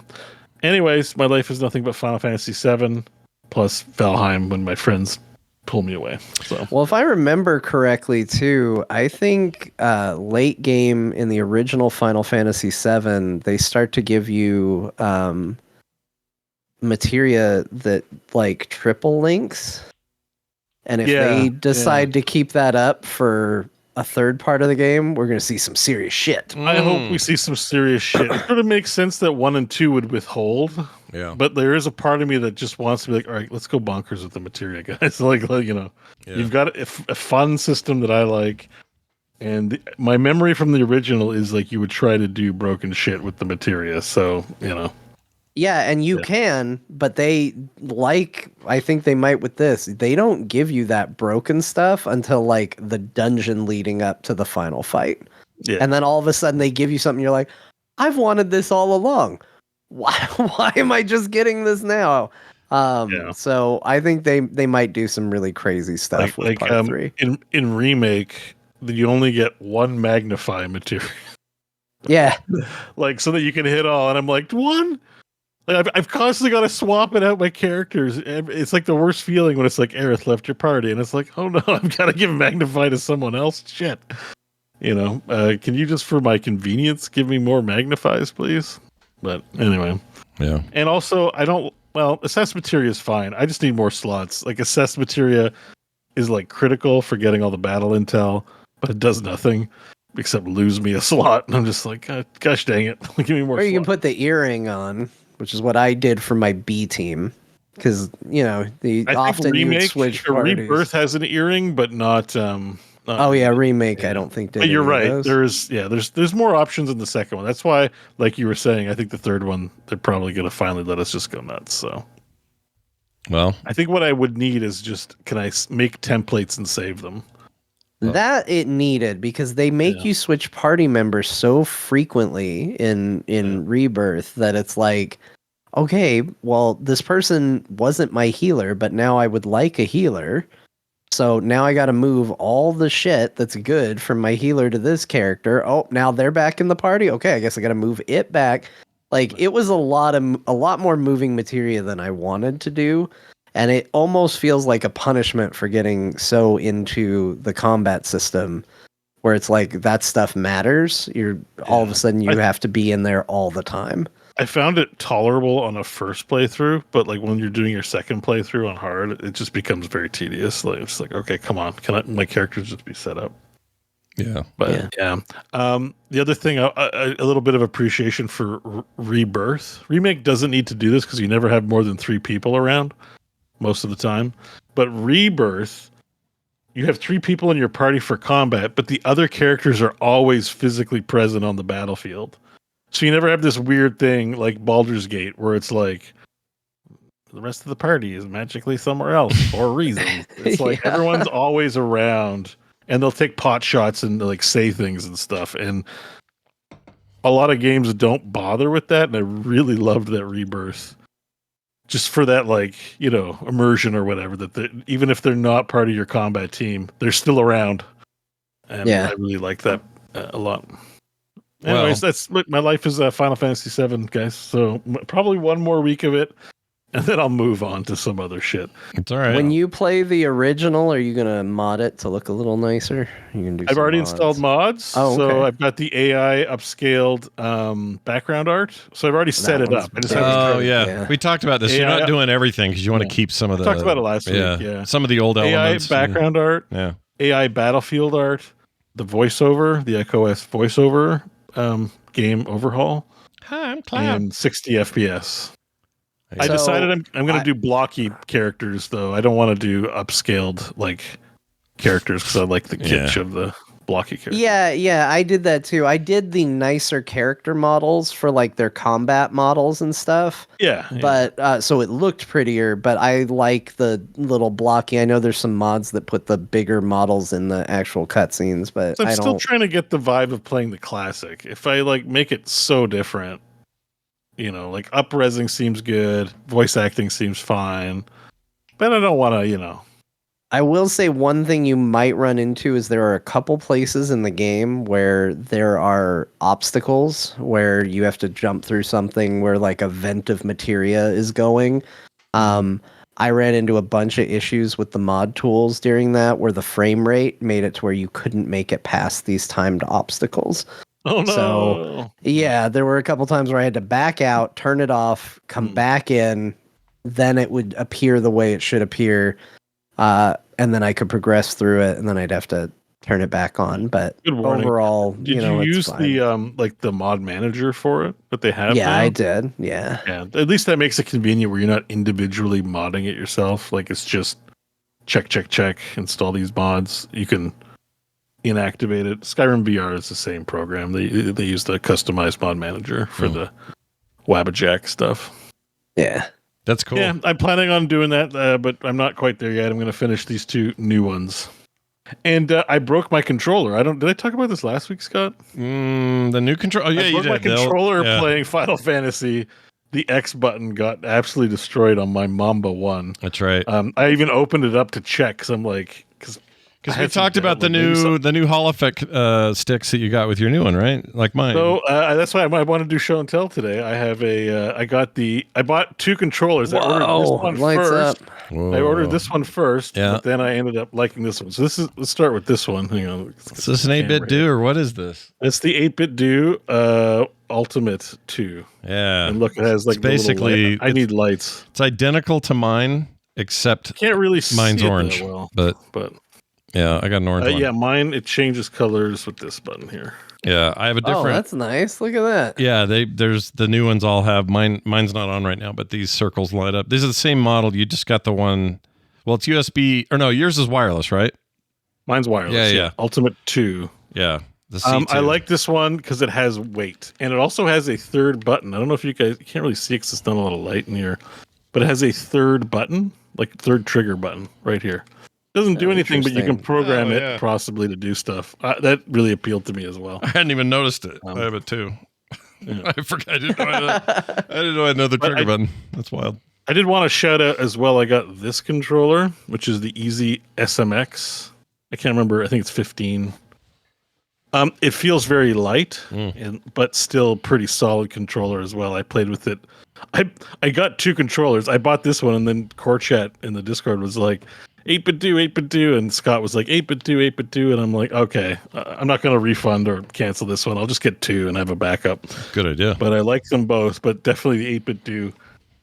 It just feels solid. You know what I mean? Like it's just a solid. Yeah, and plus your mom could come over and go, let's play Duck Game, Beau, and you guys could play Duck Game with two controllers. Yeah. I also am a big fan of docking stations. So this one, you just drop it in the dock and it charges. Yeah. The other one, it's wired, which I don't like as much. So I love wired. I love my new controller, and hopefully this one, I have a lot of time smashing X before it breaks. Also, I apologize if this got asked last week and this is a rehash, but I wasn't here. Does it pair pretty easily with video games? Like, does it recognize that it's basically an Xbox controller automatically? Oh, or do you it have to does. fiddle with it? Oh yeah. Steam is like boom. Like I didn't have to install anything, or I just plugged the USB into my computer, push play on a game, and All my 8-bit dudes are like that. I've probably got too many of these, but I probably have 6. I would say the Mamba one was the same way too. Like, controller tech for standard. computers is not like, oh, it's this weird arcane thing you need. It's like everyone's like slapping ass when it comes to like making controllers. Yeah, they all work great. I would recommend the 8-bit dude's just been such a great brand forever. Even if you're not into retro stuff, all their modern ones, they're equivalents to. Yeah, it comes into like a fancy box too. Yeah. Slides open. No, 8-bit dude's great, and it wasn't turbo expensive. Like I paid $100 for the Mamba one. Yeah, and it was fun. It was a great controller, but this. more in the 60 $24 bucks is all I paid for mine. $24. You paid less, so you don't have you're not Ultimate 2. I didn't. Like Ultimate 1. It's an Ultimate 2, but it doesn't have the dock and it's not wireless, so I save money on the wired. I paid a bit more than you. Is what I'm trying to say, because But you're going to pay less than $60 for the combo Beau got, and even less if I'm you. just going to check here the price actually, just because I want. It's $59.99 on sale. It's a pretty good Canadian. Deal. It's pretty. So good you're deal. probably looking at $50. And I don't even know if tariff is on this or not at this point, but whatever. Oh, John, that reminds me, and for no particular reason, when you play Ghost of Tsushima on PC, for no reason, just asking, how are you? Yeah. How do you emulate the? Are you using a PlayStation 4 or PS5 controller so that you have the whole wind flip thing on the top pad, or are you doing it a different? Is it? I assume it's different on PC, so you can. Yeah, I'm using an Xbox controller, and I have to hold the right direction pad, and then use my right stick in a direction to do the wind thing. Okay, that's not bad. For no reason that I'm asking. Oh, you bought it? Yeah, I got it. Yeah, look at you. I mean, the likelihood of me beating that game is much higher if I restart it on Steam. Absolutely. You bought why play because John convinced me more today. of a game on a PS5 when you can play 60 hours on a PC? I mean, I didn't mean for it to sound like that. I totally bought games last. I was just giving him a hard time. Yeah. If he hadn't bought it yet, I'd be telling him it was the smart thing. But I want Scott to spend the money, and then once he spends the money, I want him to regret it, apparently. Yeah. So I mean, I'm just like, what am I doing? But also, these games just rub me the right way. So I don't know. Open world, stealthy stab a guy. That's my motto in life. All right. Well, there you go. Controller recommendations, games all around, everybody. Good stuff. We're going to end the show there. However, I'm going to remind 7 people. 7 o'clock for me. I got to eat, man. Yeah, it's pretty late. Here's what I want you guys to do. Email in your thoughts, your comments, your feelings, whatever. Talk to the core at gmail.com, or better yet, use our new 10hams line, 10hams.com. That's right, 10hams.com. You can do it number 10 and hams or tenhams.com. Either one comes here, thanks to a couple of rad listeners. But that'll let you put your voicemail and or your text in there. Super easy. You don't need a membership. You don't need to log in. You don't do anything. You can be anywhere in the world and this works. All right. So go check it out and use it. Again, that's 10hams.com. Get us your info. Big thanks to some brand new patrons at patreon.com/core show. Gary Day, Matthew Molesworth, Michael Haley, Brian A. James, and Claire Taylor. All these fantastic new people joining us on Patreon this week. Always nice to see fresh new names. So thanks all 5 of you. You'll not get any commercials ever. You'll get pre-show content every week, monthly benefits like host specials and artwork in the mail. So go sign up today. No reason not to. patreon.com/core show. And we're at core over there on frogpants.com. So go find us there if you need to find anything else. That's going to do it. I guess we haven't had Grandma in a while, so it's time to tell her to tell us what we played today. Grandma, take it away. Well, now that I'm back, you can find out the games they talked about, and it was Assassin's Creed Shadows, Ghost of Tsushima, Star of Providence, Spilled, Pal World, Final Fantasy VII Rebirth, Final Fantasy XIV, a game about digging a hole, Wanderstop, Final Fantasy VII Remake, Valheim, and a couple of controllers, the 8-bit Do and EasySMX. Oh my gosh, Grandma, very technical today. Good job. You're passing all your cognitive tests. Good job, everybody. That was fun. Don't worry. Next week we'll be back with more. So come back for more core. We'll see you then.